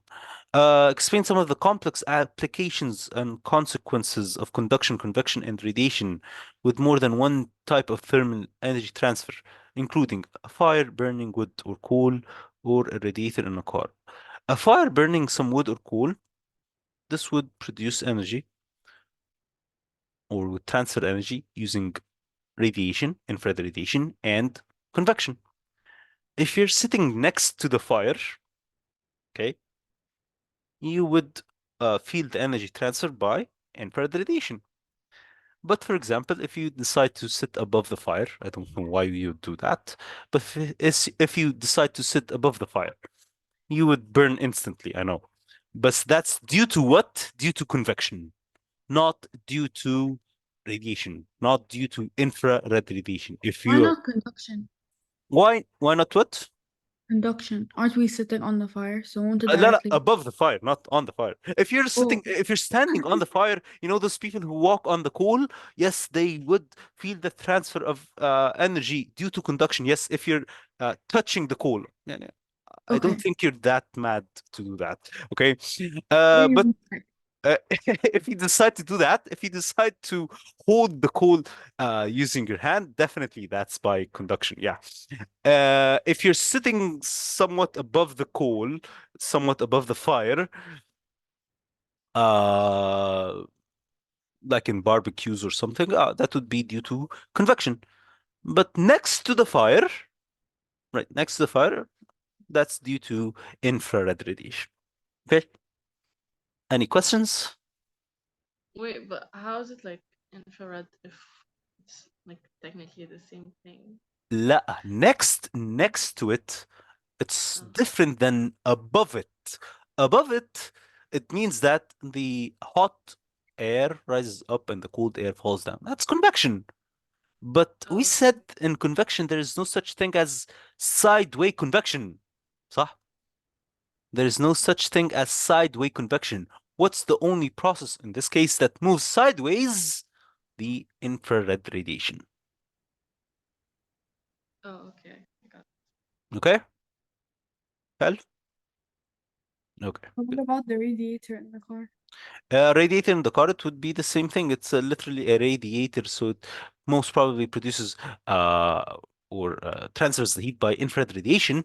It could also cause some convection currents inside the car, which is okay because the heat, if it's colder, for example, then the cold gas would fall down and the hot gas would rise up. And this is convection current. Okay. Hmm. Any questions? حلو. Wait, so Hmm. in the car, Hmm. if the back of the car is cold, the heat transfer or energy transfer is by convection? Because like it's going. That's okay. If the back of the car is cold and you want to heat it up, for example, probably it would be again using convection. Okay, but it could use both convection and infrared radiation.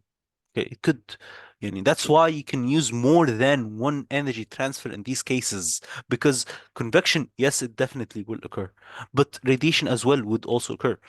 Okay, so you'd say that both of them would cause the energy transfer in the car. Oh, okay. Okay. حلو.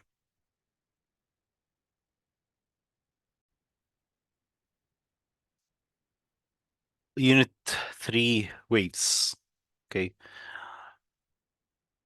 know what is a wave. A wave is transferring energy without transferring matter. Okay, we know that. What is meant by the wave motion? Okay, wave motion, it either propagates perpendicularly or parallel. We know the difference between the transverse waves and the um, longitudinal waves. Transverse waves move up and down perpendicular to the energy motion. Perpendicular waves moves, sorry, longitudinal waves move left and right parallel to the energy motions. Different features of the waves, wavefronts, wavelength, frequency, troughs, amplitudes, and wave speeds. How can I find the speed? Speed equals wavelength times the frequency. Okay, for a transverse wave, خلاص, we know that it moves at right angles perpendicular to the energy motion.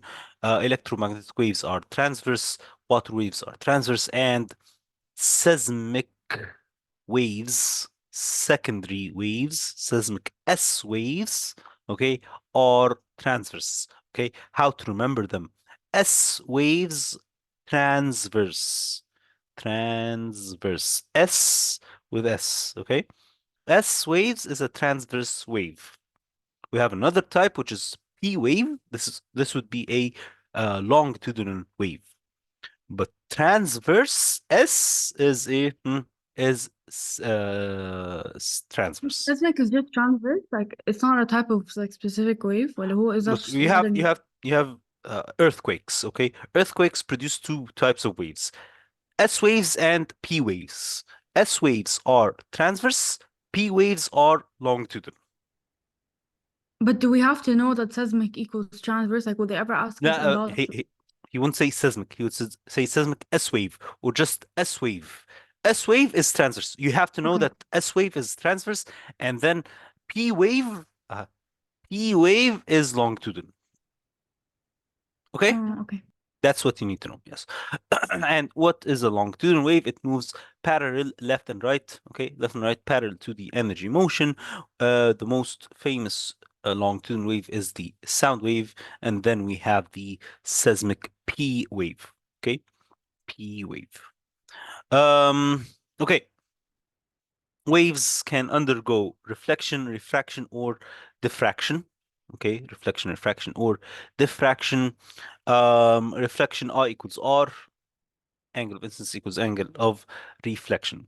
Wavelength and gap size affects the diffraction. Yes, how do they affect the diffraction? As the wavelength, okay, as the wavelength increases, the diffraction, okay, increases.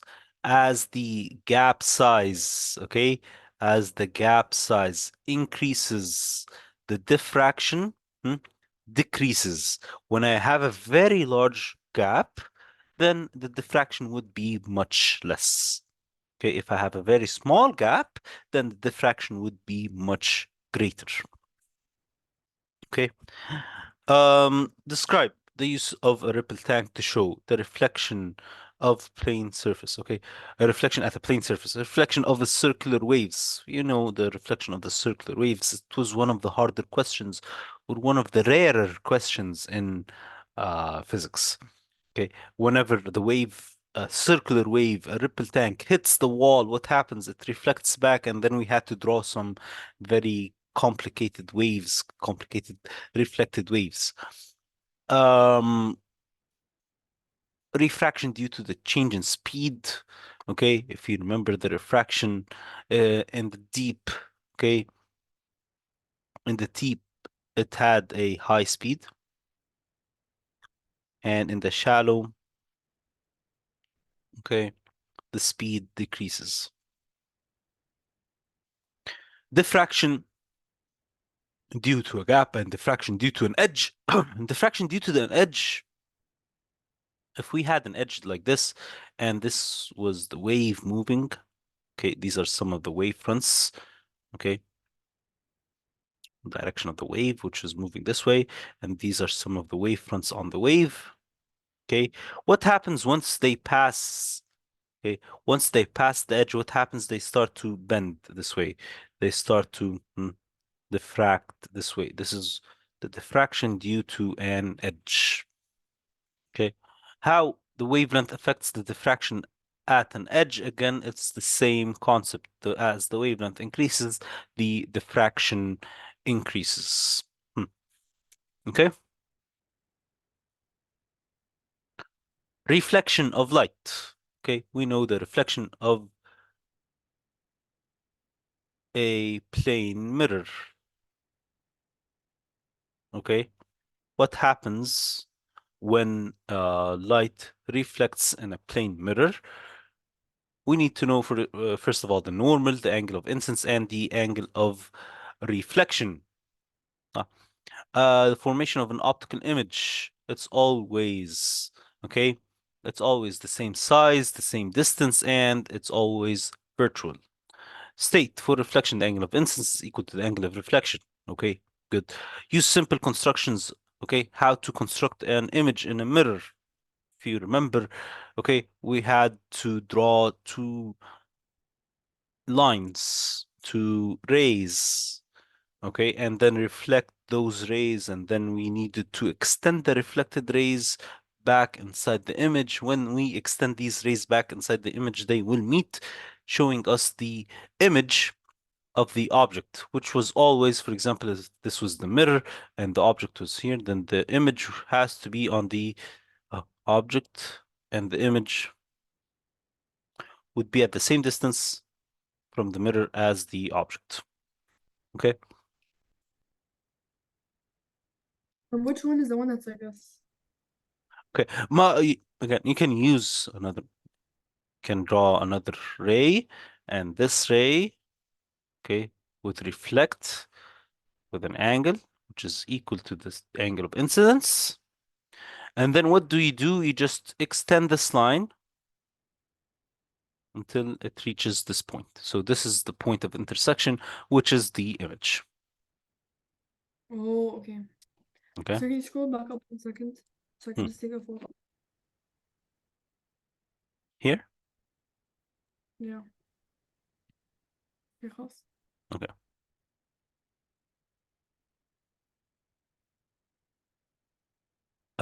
Refraction of light. Okay. Define and use the terms normal again, angle of incidence, angle of refraction. Experiment to show that the refraction of light, transparent blocks, how does the light bend inside these blocks? Okay. As they move inside the blocks, what happens? The angle of refraction is less than the angle of incidence as they move from the, let's say, from the air to the glass. The angle of incidence, okay, the angle of refraction decreases. Okay, the wave bends towards the normal. The wave bends towards the normal. What was the critical angle? What was the critical angle? It was an angle of incidence. Angle of incidence at which,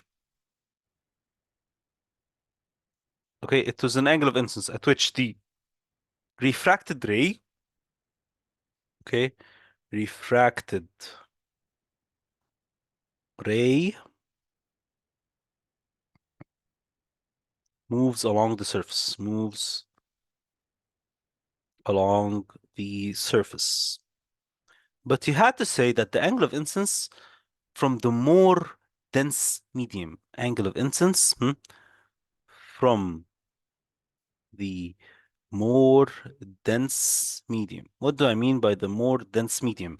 This angle of incidence has to be coming from the, let's say, from water moving from water to air or from glass to air. It can never happen while moving from air to liquid or from air to glass. Never. It's impossible for it to happen. Why? Why? Because the angle of incidence while moving from air to liquid, it decreases. From air to glass, it decreases. But while moving from glass to air or from water to air, the angle of incidence increases. That's why it can reach a critical angle at which it moves along the surface, at which the angle of refraction is 90 degrees. Okay, at which the angle of refraction is 90 degrees. Wait, so from glass to air, the angle of incidence increases. ولا Glass to air, angle of incidence. Yeah, you mean the angle of refraction. Yeah, the the angle angle of increases. Yes. Okay. Okay. What is N? What is the refractive index? It's the ratio of what? Speeds of wave in two different regions. More specifically, you have to say the speed, okay, of air over, not the speed of air, the speed of light, okay? The speed of light in air over the speed of light in the medium, okay? You have to say that it is the speed of light in the air over the speed of light in the medium. Why? Because the speed of light in the air is constant. Okay, it's the same as the speed of light in the medium, 3 times 10 to the power of 8 over the speed of the light in the medium, which it must be less than 3 times 10 to the power of 8. The speed of light can never exceed this number. It can never be above 3 times 10 to the power of 8. It has to be less than 300 million.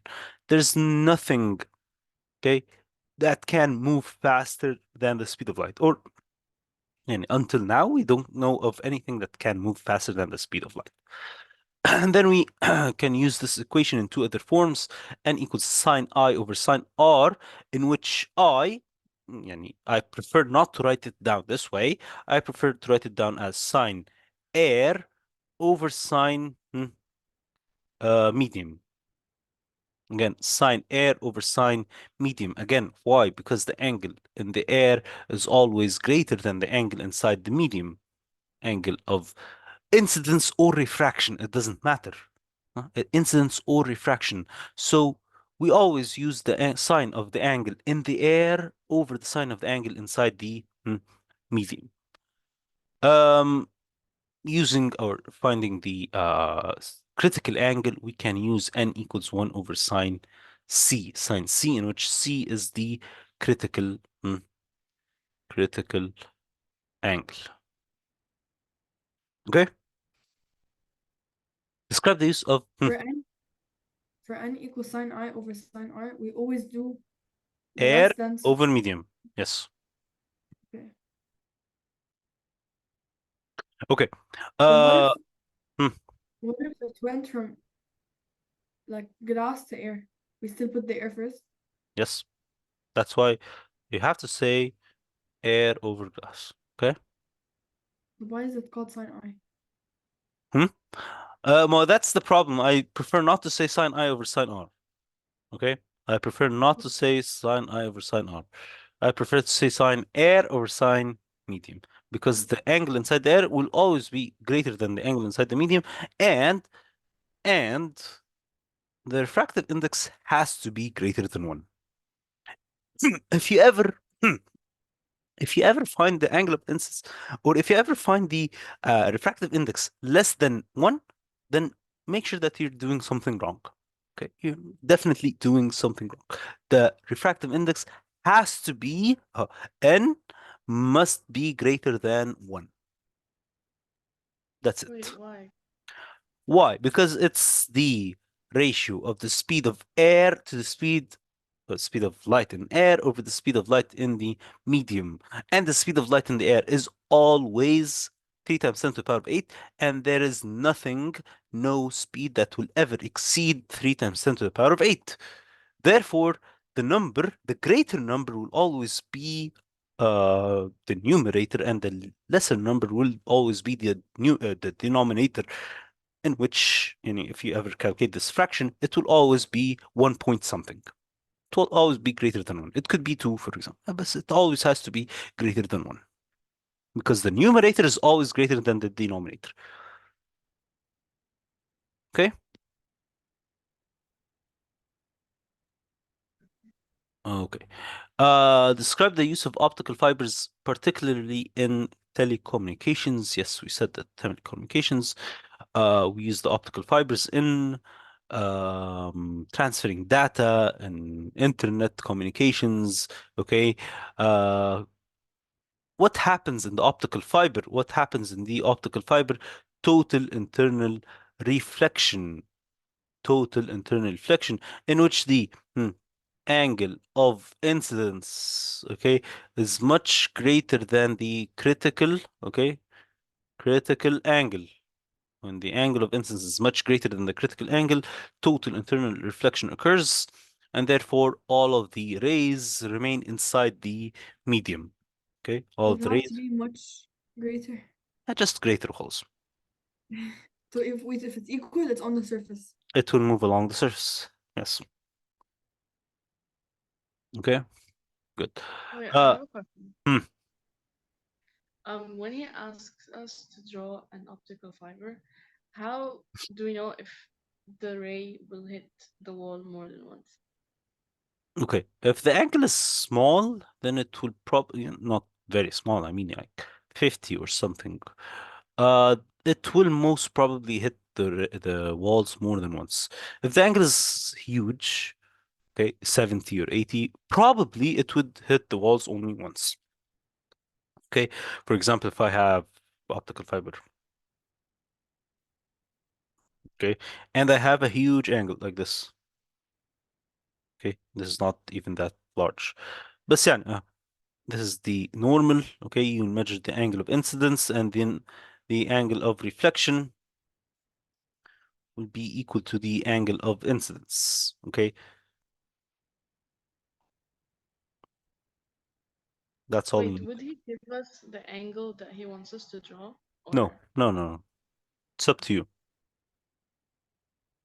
okay? Or he could give you the initial ray. Again, it's up to you.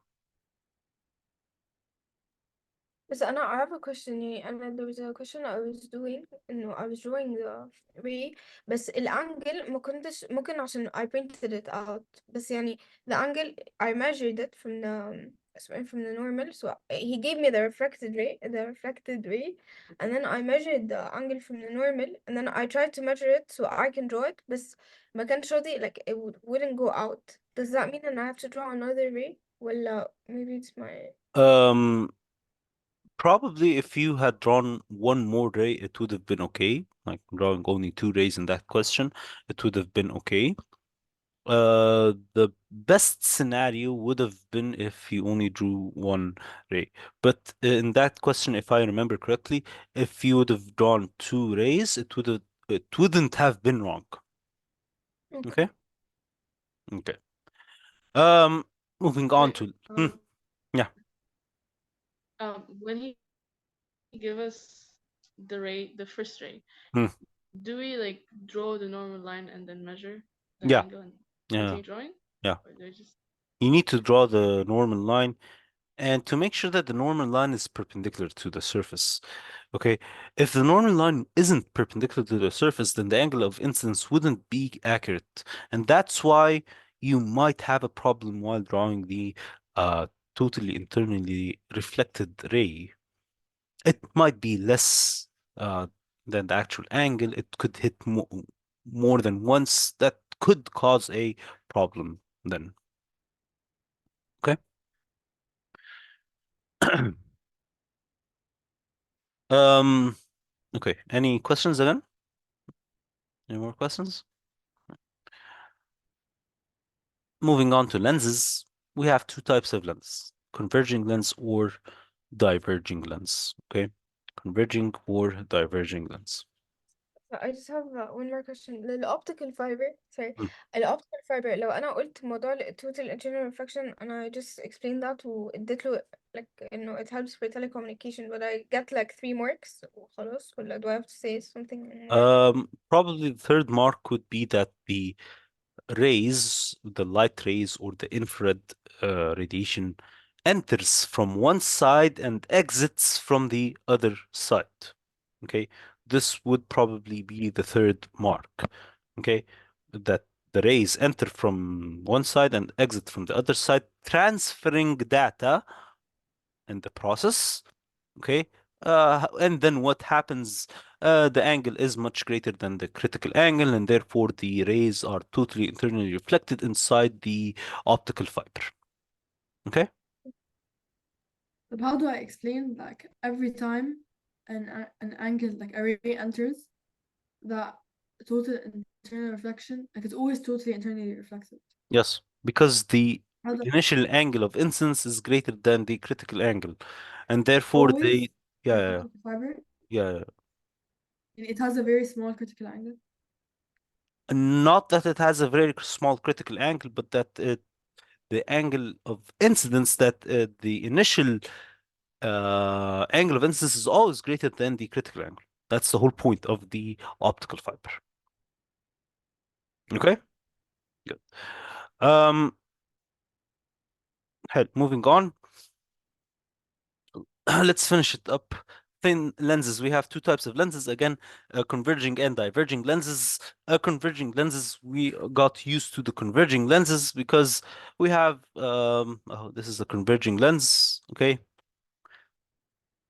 Whenever we had a parallel line, this parallel line would refract and pass through the focal point. And definitely we had the principal axis, okay? And the focal point, we sometimes call this the principal focus, okay? This is principal axis, and then we have the principal focus. This is the F, okay? Parallel lines pass, or if they are parallel, they refract in the lens and then pass through the principal focus or the focal point. If we have a line which is moving hmm, right through the center, it will continue as a straight line. Okay.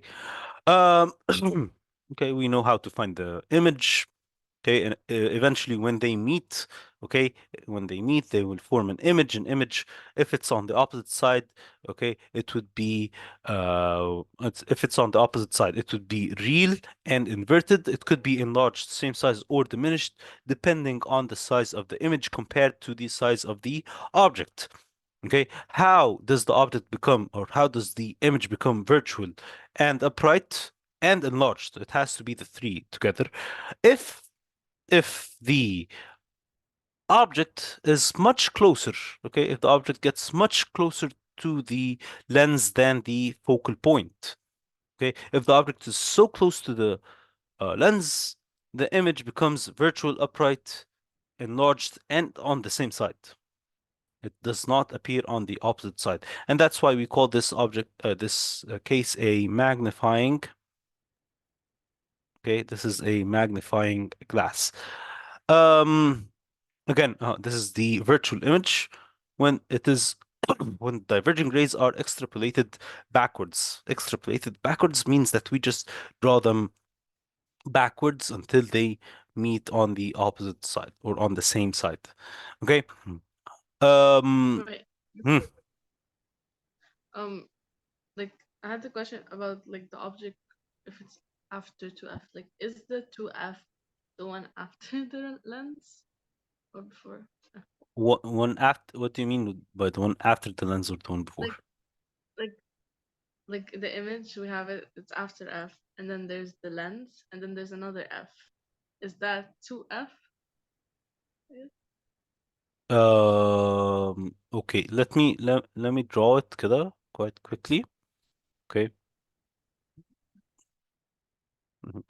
This is the lens, okay?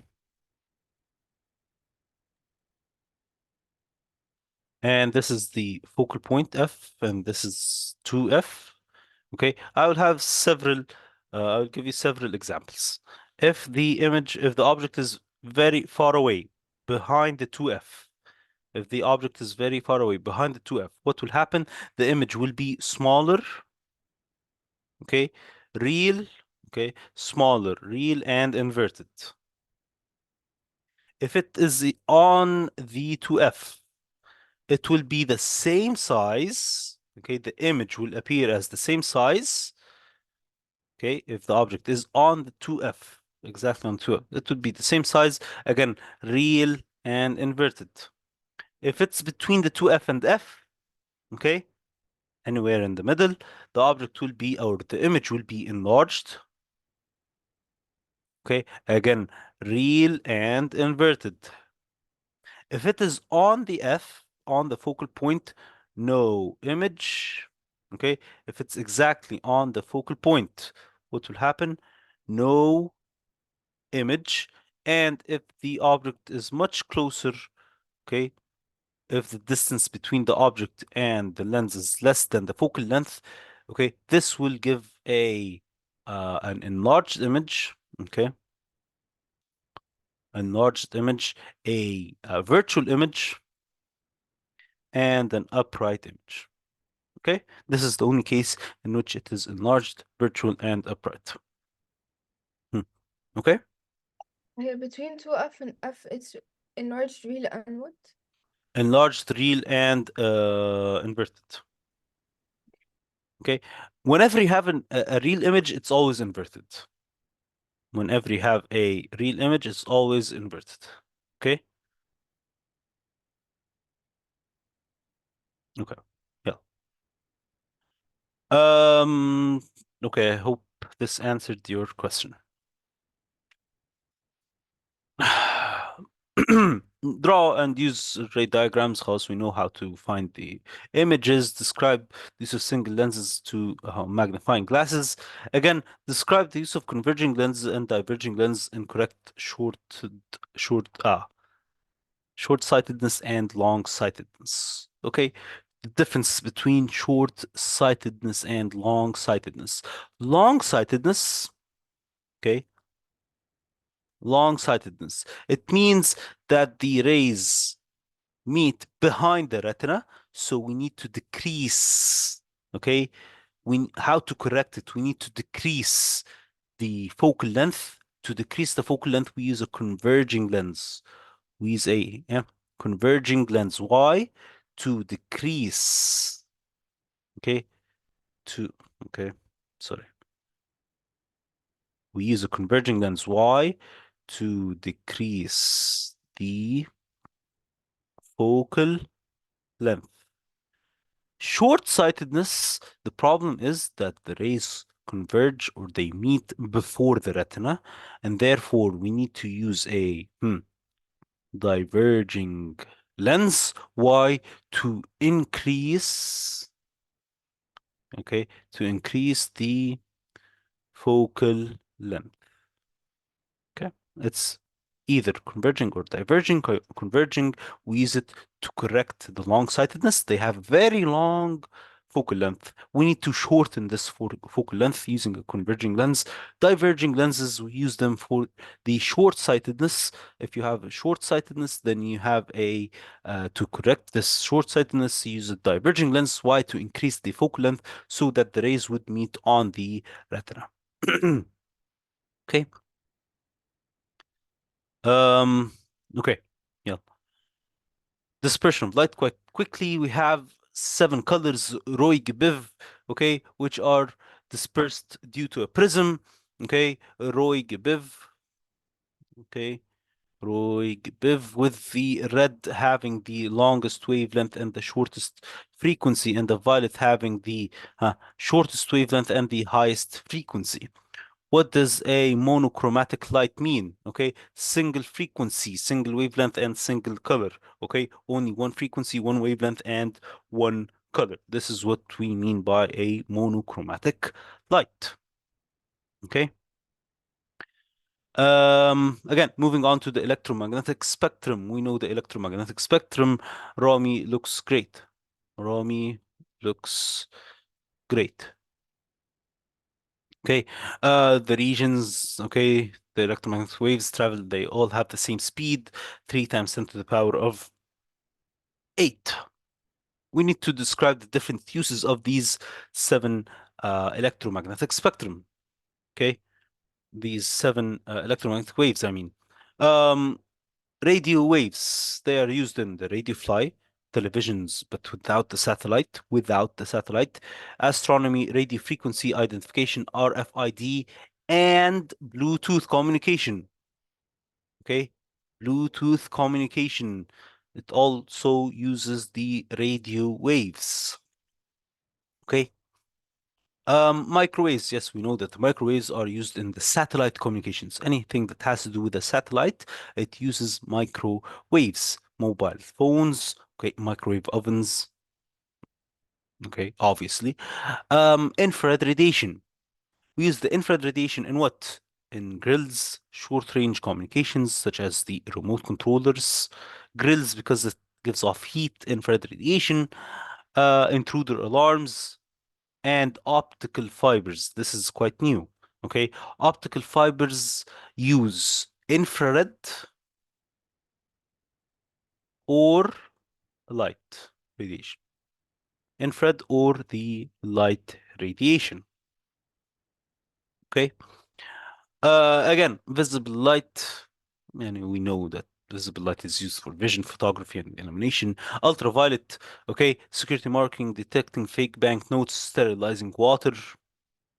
Security marking, okay. X-rays, again, medical scanning, broken bones, security scans, okay.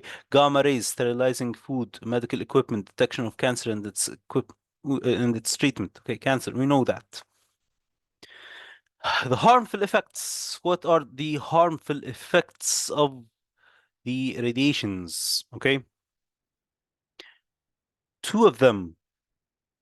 Okay, on the left-hand side, we have Rami. Looks great. Oh, what's cancelled? What's cancelled? Nothing's cancelled. Oh لا sorry أسود حاسة never mind. Okay. On the left-hand side, we have the microwaves and the infrared. The harmful effect of the microwaves and infrared is always the burning. Okay, is always the heating. Left-hand side is causes heating or burning. The right-hand side, ultraviolet, X-rays, gamma rays, they cause cancer. Okay, they cause damage to the cells. They cause mutations. Okay, the right-hand side is more dangerous because it causes cancer. Okay, damage to the cells, mutation. Okay, um, okay, good. Hmm. Again, some communications with satellites. We have two types of satellites. Okay, we have two types of satellites: low orbital artificial satellites, and then we have direct broadcast satellites. Okay, or geostationary. We can just call them geostationary satellites. Again, television uses geostationary satellites. Okay, some phones use low orbital artificial satellites. So phones, low orbit, low orbit. What does that Uh, mean? it, we have two types of satellites. Okay, we have two types of satellites. Some satellites are quite close to the Earth, and some satellites are very far away from the Earth.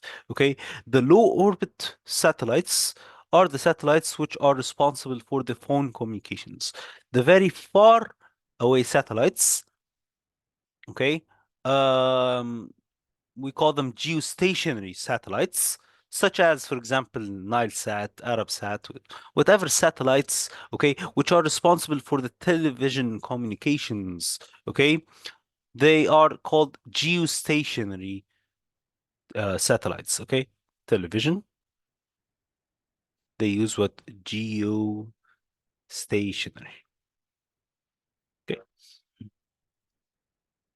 okay. Moving on to a harder part, a newer part in the syllabus. Mobile phones and wireless internet use microwaves because microwaves can. Why do they use microwaves? Why? Okay, this is very important. Okay, this part is very, very important. Why do they use microwaves? Because microwaves can penetrate some walls and only require a short aerial transmission and reception. Okay, why do mobile phones use? Okay, this is a question that you could very easily get this question in your exam. Okay, why do mobile phones use microwaves? Because two things, they can penetrate some walls and they only require a short aerial. What's a short aerial? It means that my mobile phone doesn't have a very long antenna. Okay, back in the day, okay, not talking very back in the day, probably in the 80s or in the 90s, when the first mobile phones came out, they had very long antennas. Why? Because the communications back then weren't that strong as today. Okay. So today we can use microwaves. Why? Because microwaves can use very, very short antennas, okay, or very short aerials in the mobile phones. Okay. But that's the first point. Mobile phones use microwaves because they can penetrate walls and they can use short areas. Bluetooth, oh, I said Bluetooth use radio waves. Why? Okay, because waves that can pass through walls, but the signal is weakened. Radio waves are the weakest of the signals. They have the least frequencies. So Bluetooth can pass through the walls, but maximum, it could pass through only one wall. For example, if I'm in a room and my mobile phone is in the next room, okay, the Bluetooth could reach the next room. But if it's like 20 or 30 meters away, it will definitely not be able to reach that far away. Bluetooth use what? Use radio waves because they can pass through walls, but the signal is weakened. Optical fibers use visible light or infrared. Again, optical fibers use what? Use visible light or infrared. They are used for cable television, high-speed internet, or broadband. Okay, because why? Because glass. Why again? Why do we use optical fibers? That's the question. Why do we use optical fibers? Or why do we use visible light or infrared? It's a valid question. Why do we have visible light or infrared in the optical fibers? Because the glass is transparent. Glass is transparent to visible light and some infrared. And they can carry high rates of data. Two very important points. Glass is transparent and they can carry high rates of data. Okay? You need to memorize this part. You need to memorize this part. Again, optical How do we fibers. say Hmm. short wavelength? Short wavelength. I don't know, just because it says it there, so I don't know. Is that a good point to say or no? لا لا لا. Short wavelength infrared can carry high rates of data. That's the short wavelength infrared, okay, can carry high rates of data. That's the question. Why, for example, why do we use infrared, for example? Why do we use infrared in optical fibers? Because optical fiber is transparent to some of this infrared, and because the infrared can carry high rates of data. Okay, you have two reasons. يعني we say إنه we say invisible light or infrared عشان glass is transparent and they can go through pass through Because it. they can pass through it, exactly, and because they can carry high rates of data. Okay. Okay? Okay, good. Hmm. Okay. No, the difference between analog and digital. The difference between digital and analog. What is an analog signal and what is a digital signal? A digital signal, it's either one or zero. One or zero. That's it. Digital signal, it's either one or zero. Digital, okay, it's either one or zero. It's either high, okay, it's either high or low. Okay. Either you have a voltage or you have no voltage. Either you have an output or you have no output. What's an analog signal? It's a signal that can vary through different ranges. Okay, this is an analog signal. What's an analog signal? It can vary, okay, between two values. Varies between two values.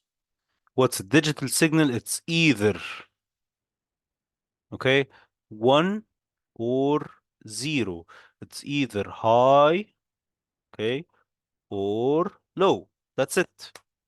That's a digital signal. And this is an analog signal. No, that the sound can be transmitted as an analog or a digital. Okay, a sound can be either transmitted as analog or digital, and explain the benefits of digital signaling, including, okay, we have some benefits. Okay, why do we transmit data with digital signals, not analog signals? Again, why do we transmit data with digital signals, not analog signals, because of, first of all, they have an increased rate of transmission. They have an increased rate of transmission and an increased range due to accurate signal regeneration. We can regenerate the signals. Okay, so we have two benefits. What are they? An increased rate of transmission and increased range. We can transmit the data over longer distances. We can transmit digital signals over longer distances because we can regenerate these signals. Okay? Hmm. Any questions? Hmm. This is probably one of the harder parts of our syllabus, one of the lesser parts in which they can ask us questions about. But, but it is possible that he would ask us a question, a very simple question in our exam, 2 or 3 marks regarding something in this page. Okay, so there's a very high chance, okay, to be asked about mobile phones. Why do they use microwaves, or why do Bluetooth use radio waves, or why do optical fibers use infrared or visible light? Or you could be asked about what is the difference between analog or digital, or why do we transmit data using digital signals? Okay, very high chance. Could you actually re-explain 10? The benefits. Yeah. Okay. A digital signal. Okay, a digital signal is a signal. It's either 1 or 0. Okay, so increased rate of transmission of data. I can transmit the data 1 or 0 at a much faster pace, at a much faster speed. Why? Because I can transmit it using the speed of light. I can transmit digital signals using optical fibers.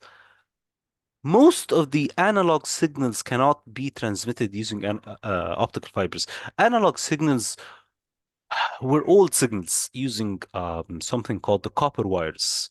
And wires could have transmitted analog signals in which you could transmit the sound by the vibrations in the copper wire. And this took quite a long time. I'm telling you from experience, we used to have um, long distance calls. When we used long distance calls before the optical fibers, we used to wait for a couple of seconds before hearing or before transmitting the data. Okay, we didn't hear each other instantly. If we were in 2 different countries and we talked or we had long distance phone calls, we couldn't hear each other instantly. Okay, then came the optical fibers, and then came the digital transmission of the data. When the digital transmission started, therefore, the speed or the rate of transmitting the data started to increase, and that's why we could hear each other quite faster. And that's why the internet became much more stable, much more better. So the rate of transmission increased. Also, the range of accurate signals also increased. Because we lost less data. It's either 1 or 0. You don't have any difference between 1 or 0. You don't have 0.2 or 0.5. No. Okay, it's either 1 or 0. So it has to be very accurate. I'm either giving you an on signal or an off signal, and that's it. You don't have that much to choose in between. Yeah. Okay. Okay. Any questions? Moving on to the last part in Unit 3, sound waves, which Wait, was wait. Phones and televisions that use, they're both low orbit, or is only phones low orbit? phones low orbit, television geostationary. Oh, Okay. but it said satellite phones can be So, geostationary. some Oh, satellite. Okay. And Oh. Some satellite phones, okay? And some satellite phones use low orbit. But mainly, for example, mainly the television has to use geostationary satellites. Okay?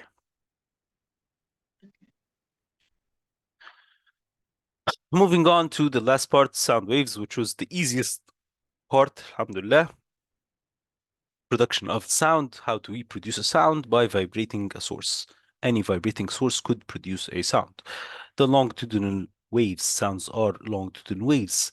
Humans can hear only a very limited frequency, a very limited range of frequencies from 20 hertz to 20,000 hertz.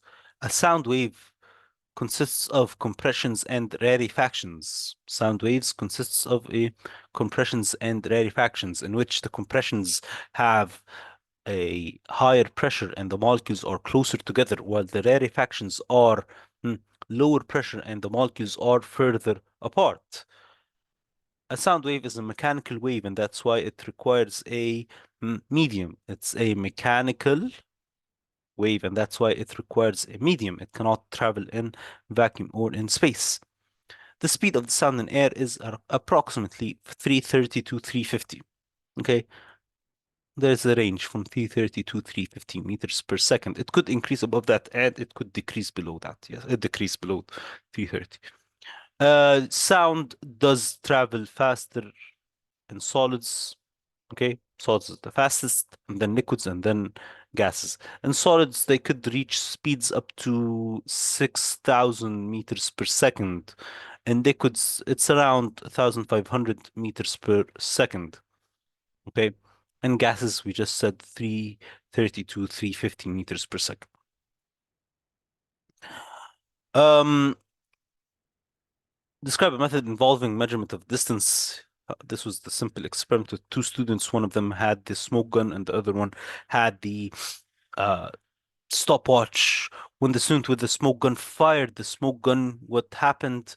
Um, the other student, when he sees the smoke, he starts the stopwatch, and then when he hears the sound, he stops the stopwatch and measures the time difference.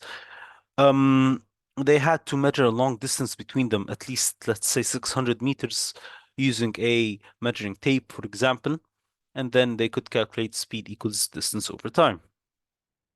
Speed equals distance over time. Amplitude and the frequency. Amplitude has to do with the loudness. The frequency has to do with the pitch. As the amplitude increases, the loudness increases. As the frequency increases, the pitch also increases. And they are not related. So I can increase the frequency and decrease the amplitude at the same time. It doesn't matter. Okay? It does not matter. They are not related. What is an echo? It is the reflection of a sound wave. And how to calculate the speed, okay, of sound in an echo, we have to use two distance over time. Why? Because the sound travels all the way to the wall and then reflects back, so it covers two distances. Define the ultrasound as sound with a frequency higher than 20,000 hertz. Ultrasound. We cannot, as humans, we cannot hear frequencies above 20,000 hertz. And we cannot hear frequencies below 20 hertz. Okay. Um, some of the uses of the ultrasound. Okay. A non-destructive testing of materials. We test some materials using ultrasound. Medical scanning of soft tissue. Okay. Sonar. Okay. Including calculation of the depth or distance from the time and wave speed. Okay. Sonar. This is for the babies, for example. Okay. Pregnancies.